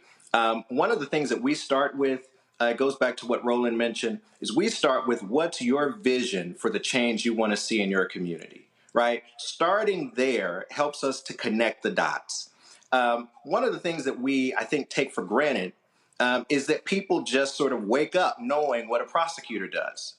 People wake up knowing what the mayor does and knowing what kind of government they have in their city. Do they have a strong mayor form of government? Do they have a council manager form of government? I know these things because I grew up in a family that emphasized civic engagement. I grew up in a family that owned a restaurant in Dallas, and our restaurant was very much a hub of civic life in the country. So that's how I came to know these things. But we don't have a space where we're actually doing that intensive education work, as you point out, from a young age, so that people understand what these roles mean and how they connect to their day-to-day lives. And that's part of the work that we must do. It's helping people to understand what is a prosecutor, what is a mayor, what is a police chief, who appoints whom, so that they can understand why the election is important. We often do the what, but not the why. We've got to do the why in order for people to really understand their power. Rebecca? Thanks so much for being here. I lead one of the largest campus civic engagement programs in the country that's nonpartisan. We work with about 4.5 million students right now. I was reflecting back to when I was in law school as you were talking. I was a part of the Black Law Student Association. So what type of support do you need, I guess, to have formal partnerships with law schools in order to get more students involved in this pipeline?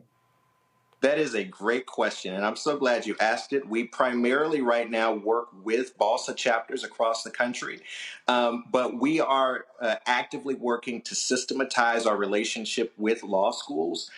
So, to the degree that there are faculty out there that are willing to sponsor us as partners, to the degree that there are staff members and student affairs, alumni affairs, other spaces that are willing to work with us. We are actively seeking out those more formal partnerships so that we can scale and grow this program. As I mentioned, cohort trips, we'll be doing them regularly in the summer and the fall. we fully fund everything. So the university, the law school is not coming out of its pocket really anything. The student is not coming out of their pocket anything. What we want to do is make sure that there is no excuse and plenty of excitement and energy around doing this work. And so all we say to the law students, in particular when we work with law students, is just get on the plane. If you get on the plane, we will give you a voting rights experience that will ignite your passion and will give you a way to do meaningful work on the ground. This is not just the election protection work, which is so critical, and we're part of that, and we partner with all of the organizations. But we want to see you in churches. We want to see you in union halls. We want to see you in barbershops. We want to see you in barber colleges and beauty colleges, hosting the sessions that help our people understand their power. So those more formal partnerships are absolutely critical for us as we expand our efforts. Yolanda? So I volunteer to be one of your partners. I'm in Houston. I'm happy to help you. Here's what I would start off with, because I'm trying to figure that out. I work with young people. You need to ask people what they're mad at, right? Ask them what they're mad at. I'd be willing to bet you money that something that they're mad at is affected by the government. The government did something that didn't afford them whatever it is they want. Because I've been elected to 3 different governmental bodies: city council, the school board, and now I'm a state representative. People would come to the city council complaining about stuff at Houston Independent School District. Okay, city council has no control over that. People have now called me with Houston Independent School District about something that we don't control, like as state reps.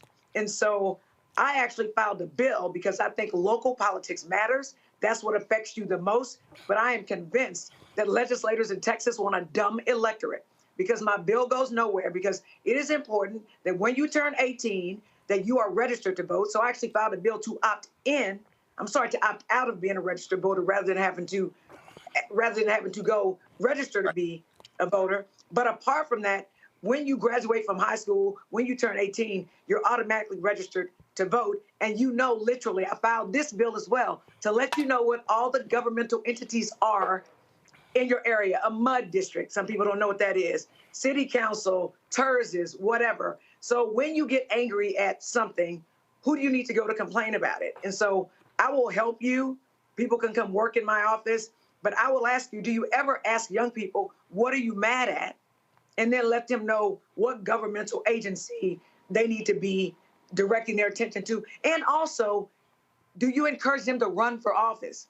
Because I asked a lot of elected officials to file a bill for local politics, as I told you I did when I got on here. Other people literally didn't understand why that was important. So we need to run more. We need diversity. We need people who look like us. So are you doing those things with Y Block? Absolutely. Well, to your first question, let me answer by saying this. We were in Georgia. We were having a conversation with a young brother, and we asked exactly that question. What are you mad about? What ignites your energy, your passion right now? And he was telling us a conversation about insurance rates. He was really upset about the high cost of car insurance. And little did he know that the insurance commissioner was on the ballot. Right. And so that conversation is one that is so critical for us to be able to have, so that people can connect, again, what they care about to the vote and who's on the ballot. In terms of our curriculum, what we teach are the 3 A's of civic engagement. We teach the 3 A's. We start with an agenda. You have to have an agenda. Gone are the days when you just go vote to vote without an agenda. Voting itself is a civic right and a civic responsibility, but you have to back it up with an agenda if you want to see real change. And so we start with an agenda. We then move to advocacy. You have to be engaged in advocacy. You can't just vote. You've got to continue to remain engaged in the process. And then we end with accountability. If there is no connectivity with the agenda that you wanted and the change that you got, there has to be accountability. If we can start to teach folks about the 3 A's of civic engagement, an agenda, advocacy, and accountability, I think we can start to build power in our communities and give people a stake in the process that helps to move us forward. All right, then. Well, look, where do people, if they want to sign up, they want to volunteer, want to help, where do they go? Go to our website, yblock.org, and you can follow us on social media platforms at Young Black BLK Lawyers. All right, then. I appreciate it. I will see you out there on the road somewhere. Absolutely. All right, Abdul, thanks a lot. Thank you. All right, folks, we come back. I'm going to play for y'all one of these crazy, deranged black MAGA folk who are trying to get people to support Robert F. Kennedy Jr. She admits it's all to help Donald Trump. Also, Florida A&M board trustee makes a decision when it comes to that debacle over the $237 million fake gift. Well, we'll discuss that as well. You're watching Roland Martin Unfiltered on the Black Star Network. I wanted the people of Baltimore to hear it from me. I have done nothing wrong. But I see that what you are trying to do is destroy this black woman for doing her job. I have heard your calls for no justice, no peace. However, your peace is sincerely needed as I work to deliver justice on behalf of Freddie Gray. Marilyn was a force to be reckoned with. I was assuming this was all because of Freddie Gray, but it actually is much deeper than that. Baltimore's top prosecutor, a woman named Marilyn Mosby, was indicted yesterday in the Eastern District of Maryland for perjury. Couldn't help but think about Donald Trump. This is what you got to deal with when you are a black woman fighting for just causes in America. Yeah, but just taking on the police, period. She's stepping on their toes. They want to cross her out of the system so she can't stand up for the preacher. Reached in the pool and grabbed me and pulled me out. Imagine if this were you. You would want people to stand in your corner. I lost my car. I lost my job. I lost my marriage. And I almost lost my mind for a little while. It's just so much right now, Lord, and I'm just saying, why are you putting all of this on me? I'm about to break. Hey, it's John Murray, the executive producer of the new Sherry Shepherd Talk Show. You're watching Roland Martin Unfiltered.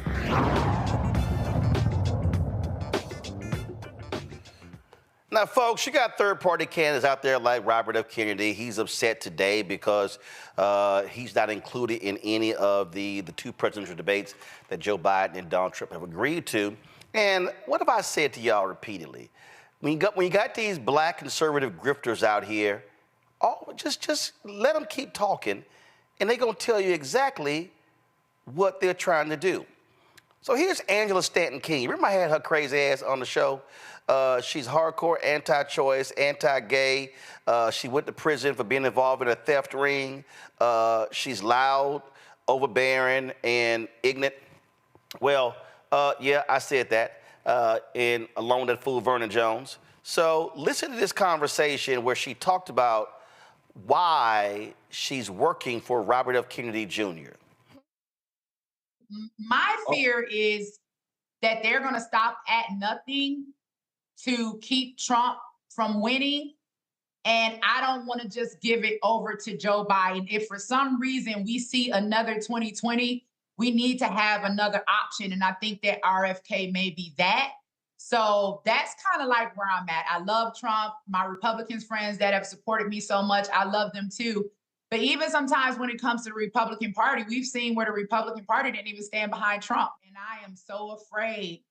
I'm really afraid for President Trump, right? Because I know how tough he is. And they're afraid that if he gets in, he's going to completely destroy him. And we know our guy. And we know he is not going to play.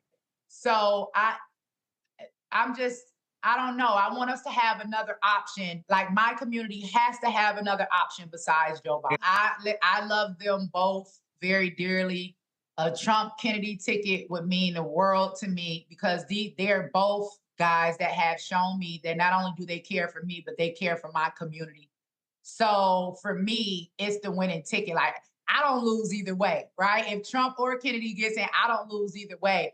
But for both of them to get in, to me, that would be a dream come true. And I don't know what those guys are doing. Trump hasn't picked a VP yet.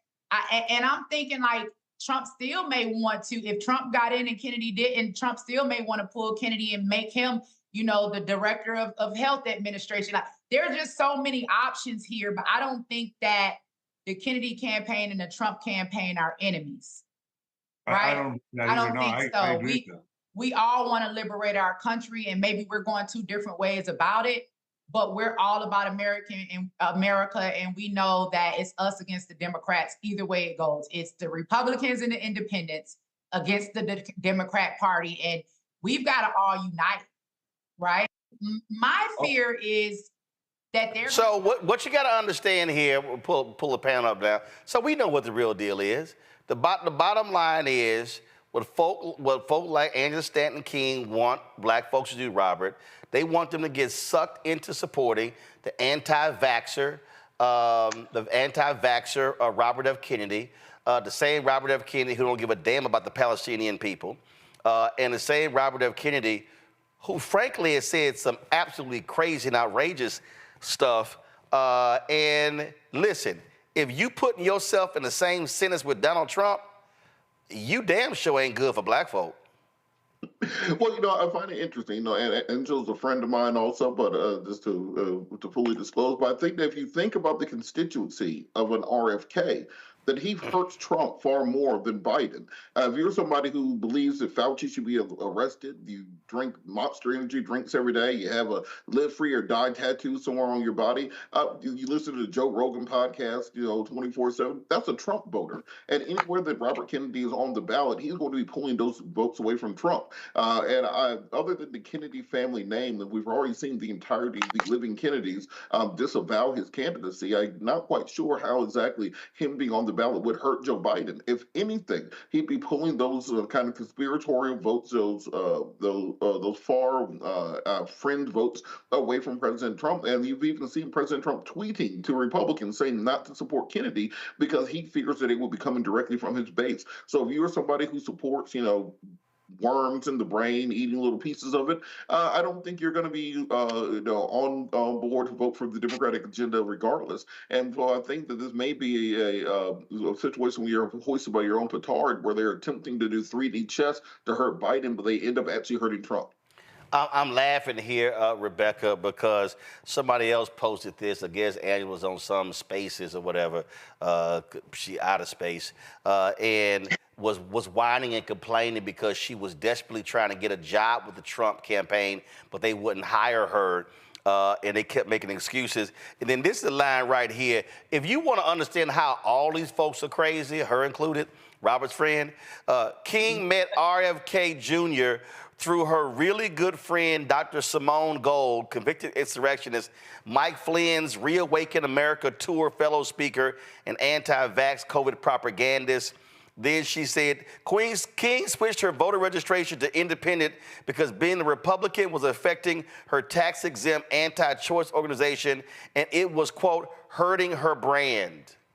Oh, but I thought you were a person of conviction. And then, again, she complained that, again, Trump wouldn't hire her. I kept saying, King repeatedly reached out to the Trump campaign asking to be paid as a consultant. I kept saying, hey, guys, I really would love to work for Trump and help him with his black engagement, but I was shut out. First of all, girl, ain't no black people listening to your ass. But then she goes on this Spaces, after 45 days of the back and forth with the Trump campaign, King accepted RFK Jr.'s offer. So basically, she admits to being a grifter. I mean, no offense to Robert and his little friend.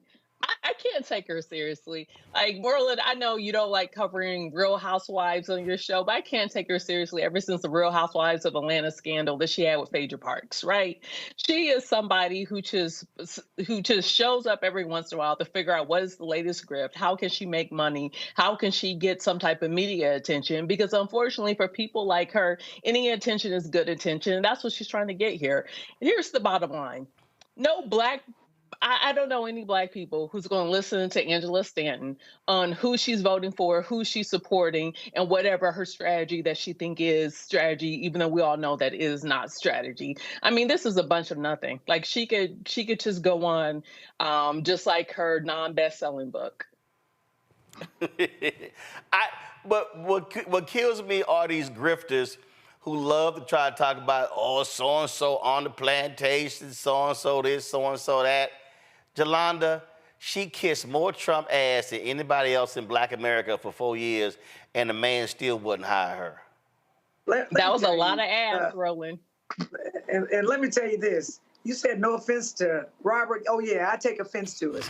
Because these are the kind of black people gonna leave my friend that alone. Trump and Kennedy pick. Buffoons. I mean, she's like 2.0 of, was it Silky and whatever those idiots were? I mean, why is it that people like Trump and people like Kennedy take idiot black people? They don't take black people with brains who are smart, who are accomplished. And when she's talking about her people, who the hell are her people? I mean, they ain't me, right? I'm speaking Ebonics because, I mean, would you take me seriously if I sounded like that, sounding like her? And basically, she wants a Trump-Kennedy ticket. Are you smoking crack? I've got clients who smoke crack, and they think better than her, right? So anyone who thinks that having her on their campaign is going to help them with black people is going to lose. And white people, pay attention.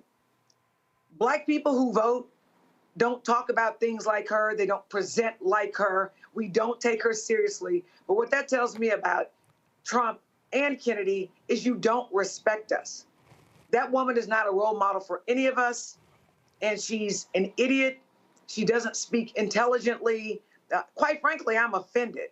And Roland, if this weren't so serious, it would be a joke. Yeah. She's a joke to Listen, black people. I remember when I had her on the show, she was loud and wrong constantly. But here's the whole thing that's a trip to me. I know a lot of black conservatives who are 2 and 3 and 4 generation. They don't listen to folk like her. I'm telling you, I've talked to real black conservatives. They know she grifting, Candace Owens grifting, Brandon Tatum grifting, Maz Teray. They know all them fools grifting. They ain't got no impact on policy whatsoever. I don't know if they can spell policy. And so that's what you got going on. So I laugh at them, and so she's always trying to take shots at me on social media, along with that fool Vernon Jones, who was out there crowd surfing with the Trump people. And you know, he got served. He was so dumb, he tried to run for governor. They told him to sit his ass down. Then he ran for Congress as a Republican. I don't know if that boy got more than 4,000. I don't know if he got 3,000 votes. He got more. I mean, I think I blocked more people on Twitter than he actually gotten votes. But that's what they do. So he's still out there, you know, kissing Trump. And then he was running around with Giuliani when Giuliani was on trial for dissing them 2 black women, and that's why his punk ass got to pay $138 million. See, if you got Vernon Jones on your legal team, your ass going to jail. I'm just saying. All right, y'all. Ain't nobody going to jail at Florida A&M, but I still don't understand what they're doing. So today, the board of trustees had a meeting, y'all. Talk about this debacle, this $237 million fake-ass gift that came their way. And so what the board decided, first of all, during the meeting, it was about almost a 2-hour Zoom call, the president of the university, he apologized for what happened. Y'all got the apology? Play it, please. Board of Trustees for allowing me to address you regarding the proposed gift from Mr. Gregory Durami. Let me begin by stating that as president of Florida A&M University, I take full responsibility for this matter and the ensuing fallout. I apologize to this board, the Foundation Board of Directors, our students and their families, our faculty, staff, alumni, and friends who have worked so hard with us over the past several years to elevate Florida A&M University to its current status as the #1 public HBCU and the rank of 91 in national public institutions in America, according to U.S. News and World Report. It is because of you and a dedicated and committed team of individuals who come to work every day to tend to the welfare of our students and perform their work consistent with our core values of accountability, inclusion, innovation, and integrity. And to our donors whose generosity has led to new levels of fundraising and enabling the university to further support our mission, enhance student success outcomes, and so much more, please know that FAMU is still a sure bet when it comes to stewardship of those funds you provided us, and without question, they will be directed to the programs and special initiatives that you intended to support. Your investments have made and will continue to yield positive outcomes for many years for Florida A&M University. To the governor, the Florida legislature, the board of governors, and state university system chancellor and staff, we're extremely proud of being a part of the #1 state for higher education in America and gratefully acknowledge your vision and substantial investments that help make FAMU a place where students' lives are transformed and endless possibilities created, as indicated by FAMU being ranked 21st in the nation among national universities with regards to social mobility. Thank you. I must admit that missteps were made in the manner we handled the proposed gift from Mrs. Rami. It is my belief that with the guidance of this board, we will arrive at a process much more transparent when it comes to such large gifts in the future. I saw in this unprecedented gift the potential to serve our students and our athletic programs in ways unimaginable at that time. It would truly be transformational, I believe. I wanted it to be real and ignored some warning signs along the way.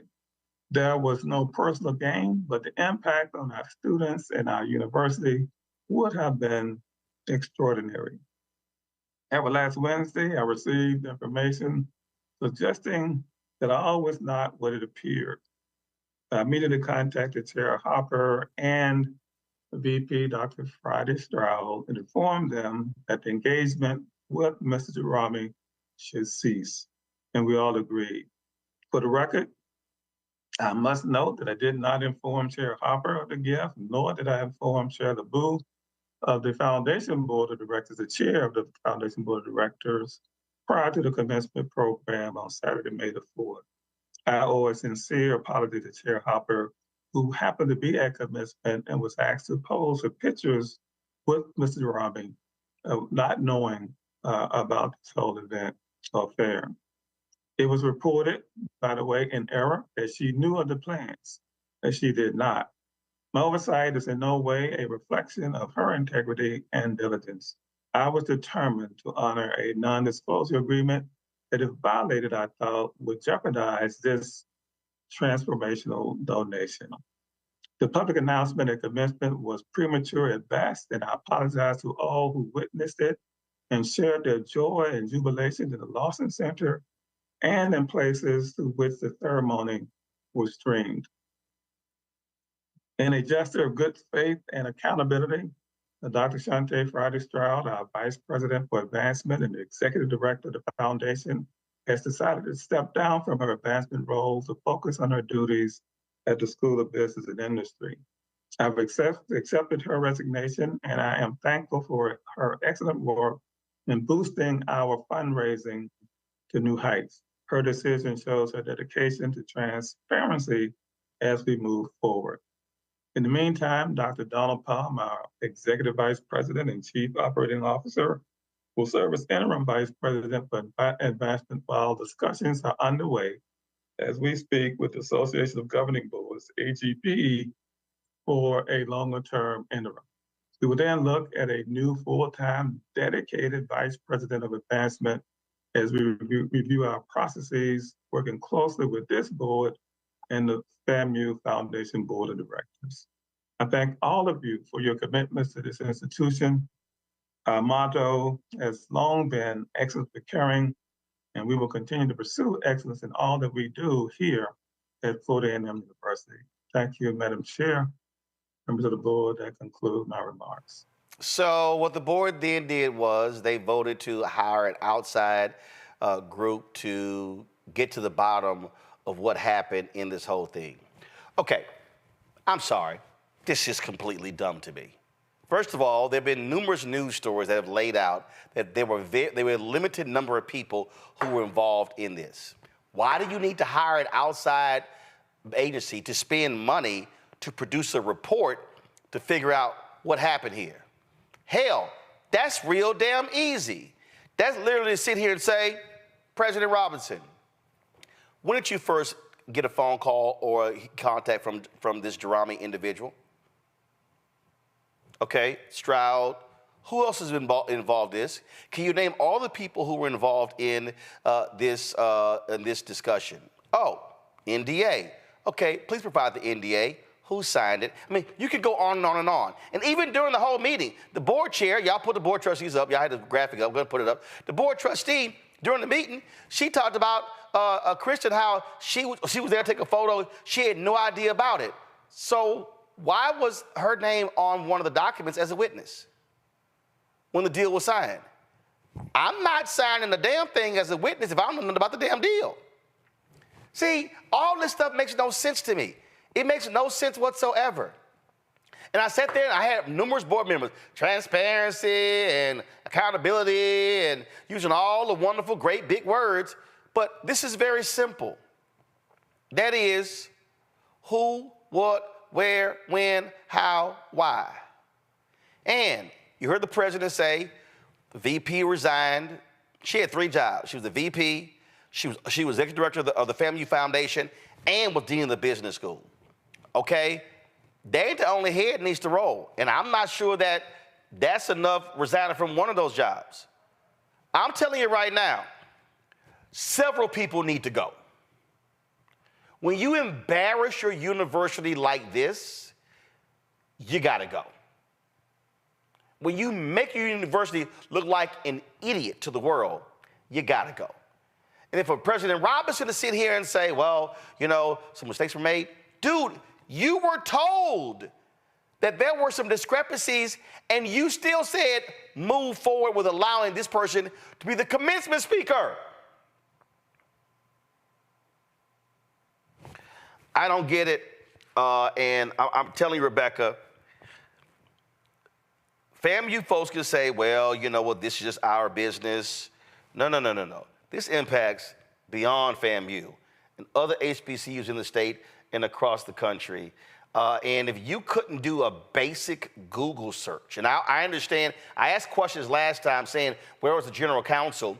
My understanding, the general counsel wasn't involved in this. What does that tell you that you have somebody who's trying to give you a $237 million gift who you have no knowledge about, who you have no relationship with? This is not like the white woman at Spelman who gave $100 million to her and her husband. She's been on the board damn near 30 years. They've given millions before. So that's a long-standing relationship. This dude came out of the blue in Texas. I get, Jolanda, you there in Houston. If this dude calls you up and say, hey, Representative Jones, I want to give $100 million to Texas Southern University, and I'm the biggest black hemp farmer in the state of Texas, 7,000 employees, you probably going to say, when can I come by your office? They never even, that boy gave an interview where he said, well, folks can find my corporate office. They didn't even know. If somebody come to you with so-called $237 million in stock, I'm going to need to see your operation. Oh, absolutely. They didn't even do that. They didn't even pull up when he tried to give $95 million to Coastal Carolina and the deal fell through. They didn't even do that. And it was out there. They could have Googled that shit. It's crazy to me. And, well, let's hire an outside firm. So y'all gonna waste more money to do what people have already done in 15 minutes on Google? Jelana, go ahead with your comment. So this is what I'm saying. If somebody wants to give you that large a gift, which I believe would have been the largest gift to an HBCU, you've got to understand that you are representing all HBCUs, quite frankly. People are going to judge other HBCUs based on how you do this. So I'm going to call them in. I'm going to have my general counsel there, even though I happen to be a lawyer. You stupid if you're your own lawyer. I'm going to want to know the source of the funds. I want to know if you're a legitimate person because people are going to scrutinize a gift of this size. They just are. And for the board not to know, or I don't know, did they know? Because Roland. No, board didn't know. Board had no idea. The foundation had no idea. The president said, I was abide by an NDA. Just because you sign an NDA don't mean you don't talk to your bosses. And if you have an NDA, if there's a valid NDA, why did he bring it up at the commencement, right? You got to ask those questions. And so I think it's a very bad look for HBCUs. And I agree with you, Roland. A bunch of heads need to roll. And because clearly there's a system in place at FAMU that doesn't know how to vet, I guess, legitimate donations or not. And we don't know that. So I hate that it happened. I hate it especially. It's sort of like when we realized that the DC shooter was black. We were like, damn, when we start shooting people like that, right? Because that's normally not what we do. If we get the opportunity to be the first of something with a donation like this, we need to make sure we have all the people in the room. How's the money going to be spent? How's it going to be allocated? How much do we get each year? Oh, no.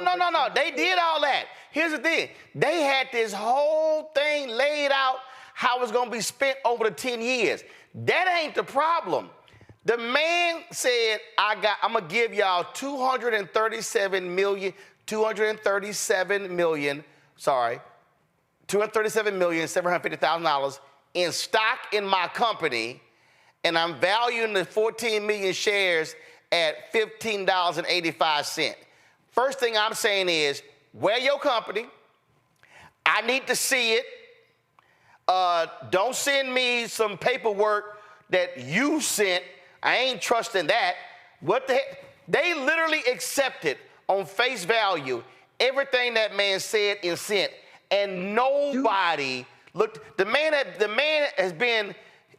had an issue with domestic violence against his ex-wife. Exactly. He got all that's public record. They didn't even do a basic public record search on this dude. But Roland, the value of stock can fall. No, the value of stock not even the value of stock can fall. That shit could have been some penny stocks. That could. That's exactly my point. What is the value? It could be a fake company, which we now know it is. So that's exactly my point. Basic things that people could have looked up, they didn't. If you've ever, people lose big in the stock market. The stock market is designed for most people to lose. But here's the whole deal. Like going to a casino. I could understand if it's real stock. It wasn't even real stock, Rebecca. It's a fictitious company. They got fictitious stocks in a fictitious company, and nobody had the common sense to say, can we pay a visit to his corporate office so we can actually see for ourselves? He claimed he got 7,000 contract workers. Rebecca, Jolanda's there in Houston. I'm from Houston. There's no way in hell you could be a 30-year-old black man who is the most successful hemp farmer in Texas, and nobody else black know. If you Florida A&M, you should have said, hold on. Texas Southern University, y'all ever heard this dude? Nope. Okay. Prairie View A&M University, y'all ever heard of this dude? Okay. Houston Tillerson, y'all are in Austin. Y'all ever heard of this dude? No. Paul Quinn. Y'all are in Dallas. Y'all ever heard of this dude? No. Okay. Wiley College. Have y'all ever heard of this dude? They could have called How this boy from Texas, and he called Florida, he's supposedly based in Austin. It's a black college on the other side of the freeway. But he called Florida A&M. He skipped over every black college in Texas to call Florida A&M. And nobody in Florida A&M thought to call the HBCUs in Texas and said, have y'all ever heard of Gregory Jerami, a 30-year-old hemp farmer who claims that he wants to give us $237 million? Rebecca, go ahead. I can't. Go on. So here's the thing. This is not an HBCU issue. This is a FAMU issue. And it pains me to say that. I have a lot of friends who are part of the FAMU, right? But this is embarrassing for them. I mean, I work with high value donors all the time. And whenever my organization, other organizations that I've been a part of have received large gifts, and $237 million is a large gift. There is a third-party intermediary that's a part of that conversation, because even when it comes time to transfer either the stocks or to transfer the actual money, it's not just you talking to the principal and then that's it. There's teams, and for a gift that large, even the donor will have attorneys, financiers, assistants. There are other people in this process. It's not just someone just showing up either by Zoom, or I don't even know if it was an in-person meeting with FAMU. So it's very disconcerting that FAMU failed for the banana in the tailpipe. I don't understand how this happens. And then when I Googled him, I know it's wrong to judge a book by its cover, but when I Googled him and saw his picture, my immediately thought was, I know you effing lying. Like, Girl, are you serious? girl, listen. When they listen, when FAMU posted that photo, then they just took everything down. When they posted that photo, and I saw him in them sharecropper boots, I was like, boy, that's how you. Here's right. You mean to tell me Ebony, Black Enterprise, you're trying to tell me all of these Black magazines don't have him on the cover, talking about how he is the youngest multi-millionaire self-made in this country? So this is not a story. He would not have been on the Breakfast Club. He would not have been featured in the Griot. There's so many other steps. We would have known if he was worth that much money. Hold up. We ain't even talking. Like, we ain't even talking Black Enterprise.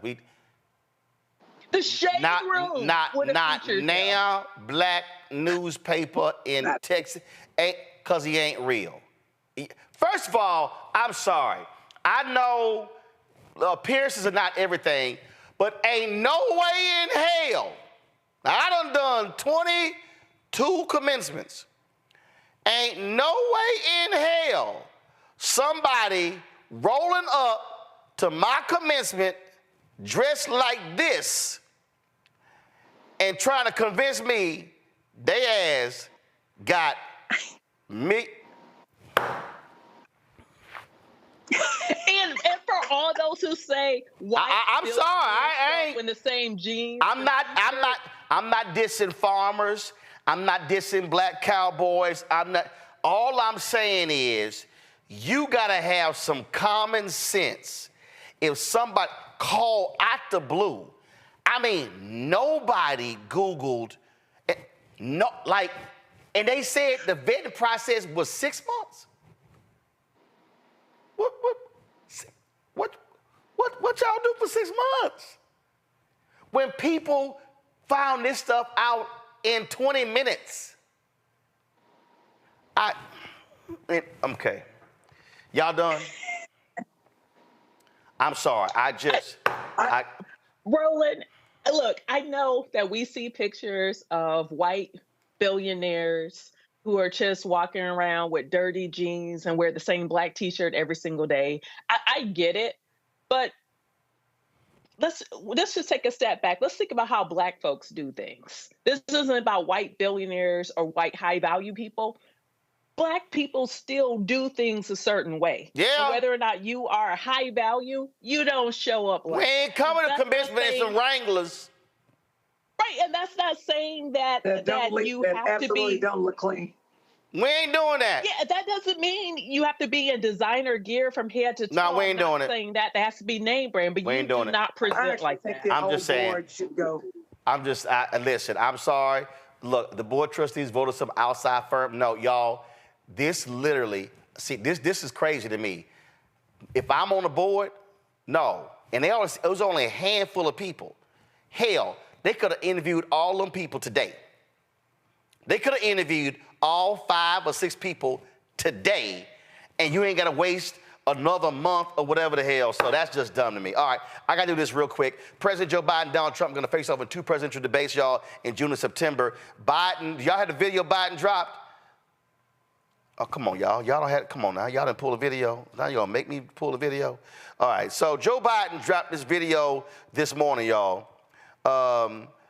Throwing down, challenging Donald Trump. Let me go ahead and get it queued up, please. So, kill that video. I'm ready. Here we go. Listen to this. Donald Trump lost 2 debates to me in 2020. And since then, he hadn't shown up for debate. Now he's acting like he wants to debate me again. Well, make my day, pal. I'll even do it twice. So let's pick the dates, Donald. I hear you're free on Wednesdays.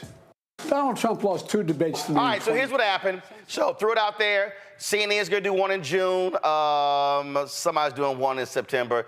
It don't matter. Here's the problem. ABC is going to do it in September. Y'all, here's the problem. That screws Virginia State University. So by ignoring the Presidential Debate Commission, Virginia State University was selected as the first HBCU in history to be selected to host a presidential debate. Now it's not going to happen because Biden sent a letter to the Commission on Presidential Debates indicating that he would not participate in the committee's announced debate dates, but should instead participate in debates hosted by news organizations. Owen Williams Dandridge, the Assistant Vice President for Communications at Virginia State University, released this statement. Virginia State University is disappointed to hear media reports suggesting that U.S. presidential candidates may not participate in the scheduled October 1st, 2024 debate at VSU.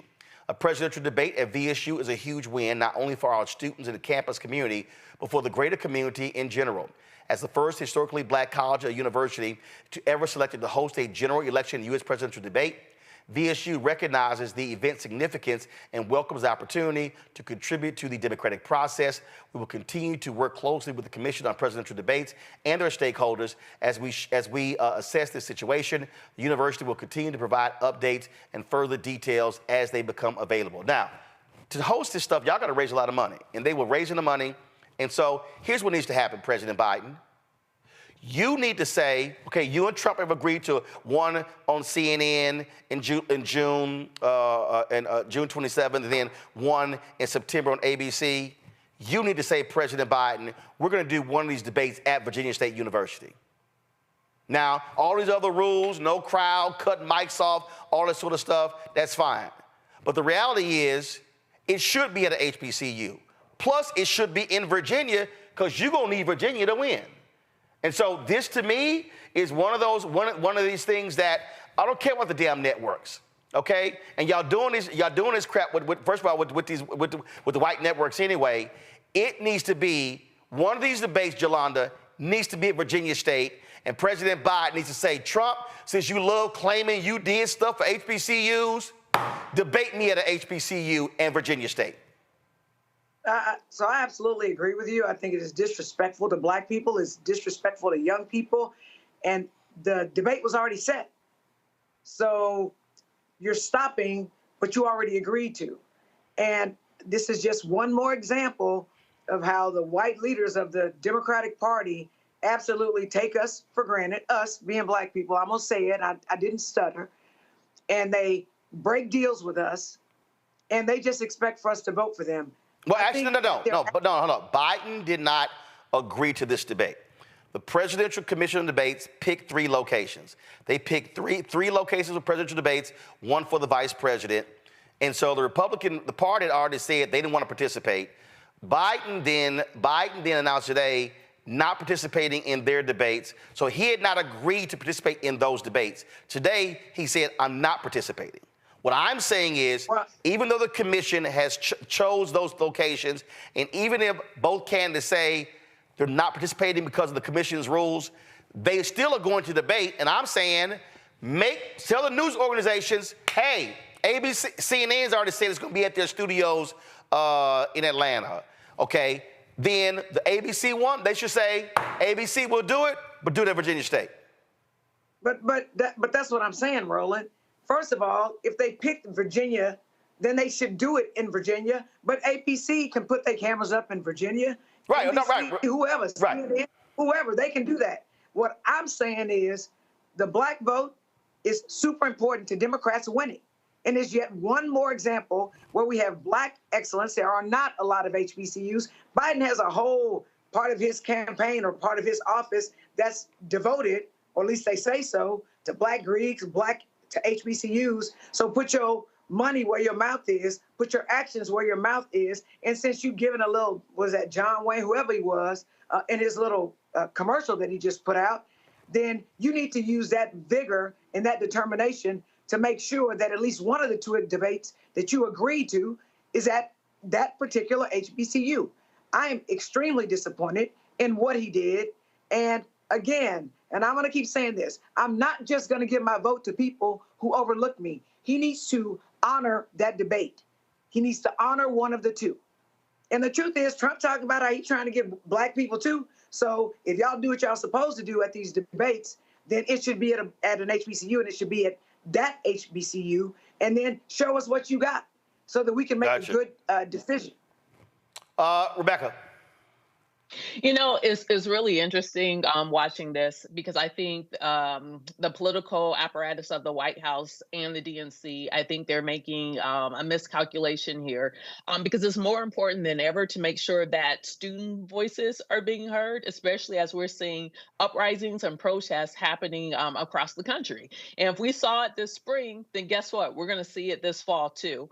And so even with the 3 scheduled debates from the Presidential Commission, it was on 3 college campuses. And I think that's very important. But the second miscalculation I'm seeing this week is the DNC floating out the idea of making the convention in Chicago partially virtual, as if they're trying to do it to cut down on the likelihood of disruptions and protests from those who are demanding ceasefire from this Biden administration. So I think the Biden-Harris administration really need to listen to their base, because this isn't going to go over well. And quite frankly, they can't lose any more of their base if they hope to win come November. Well, again, President Biden, your campaign, y'all should do one of these debates at Virginia State University. Period. All right, Jolanda, Rebecca, Robert had to go early. I appreciate y'all being on today's show. Thank you so very much. Hey, folks, tomorrow I'm going to play the video from Congresswoman Stacey Plaskett and Congresswoman Jasmine Crockett. Because y'all know, because they called out the Republicans today for trying to have this little fake hearing, okay, because Trump made them do it. Because, Wednesday, there's no trial today. That's all these fools doing. And I haven't played the video yet, but wait till I play y'all the video. I think I'm going to say that one, for Thursday, for Greg and Reese. Are these 5 black Republicans doing a TV show, and they call themselves the Starting 5? First thing, y'all need to get a bigger set, because y'all big asses too big on that small ass little set. I'm just saying. Just saying. All right, y'all. Y'all want to support us at Roland Martin Unfiltered? Please do so. You can join our Bring the Funk fan club by sending your check and money order to P.O. Box 57196, Washington, D.C. 20037-0196. Cash App, $RM Unfiltered. PayPal, R Martin Unfiltered. Venmo is RM Unfiltered. Zelle, Roland at RolandSMartin.com. Roland at RolandMartinUnfiltered.com. Download the Black Star Network app. Apple phone, Android phone, Apple TV, Android TV, Roku, Amazon Fire TV, Xbox One, Samsung Smart TV. Be sure to get a copy of my book, White Fear, How the Browning of America is Making White Folks Lose Their Minds, available at bookstores nationwide. Get the audio version on Audible. And I am busily signing all these copies of my book, The First. People been sending me emails, when am I getting my copy? I told y'all, I'm personally autographing, like, your name and inscription and my signature. And so I have to then sign it, package it, go to the mailbox. So the books are coming. Trust me, the books are coming. I'm signing at least 75 to 100 a day. And so I had to bring somebody in to help package it as well. So it's happening, y'all. So don't worry about it. And I think my brother found some additional books at his house. He's trying to count for me. So when I go to Houston in a week, I'll be able to pick those up. So I think we might have like about 100 that I found. But we've taken the book off of the website because we've sold out of what I have here, but I'm having him check, my parents check in my other house, in Dallas, to make sure that because again, I'm selling all the copies. I'm not printing any more copies of The First. And so I'll let y'all know if I find any of the copies. So I ain't Amazon where it's gonna be y'all next day. So I'm signing them, so you're gonna get the books. That's it, y'all. I will see y'all tomorrow right here, Roland Martin Unfiltered on the Black Star Network. Holla! Black Star Network is here. Oh, no punch! I'm real revolutionary right now. Thank you for being the voice of Black America. All momentum we have now We have to keep this going. The video looks phenomenal. See, there's a difference between Black Star Network and Black-owned media and something like CNN. You can't be Black-owned media and be scared. It's time to be smart. Bring your eyeballs home. You dig?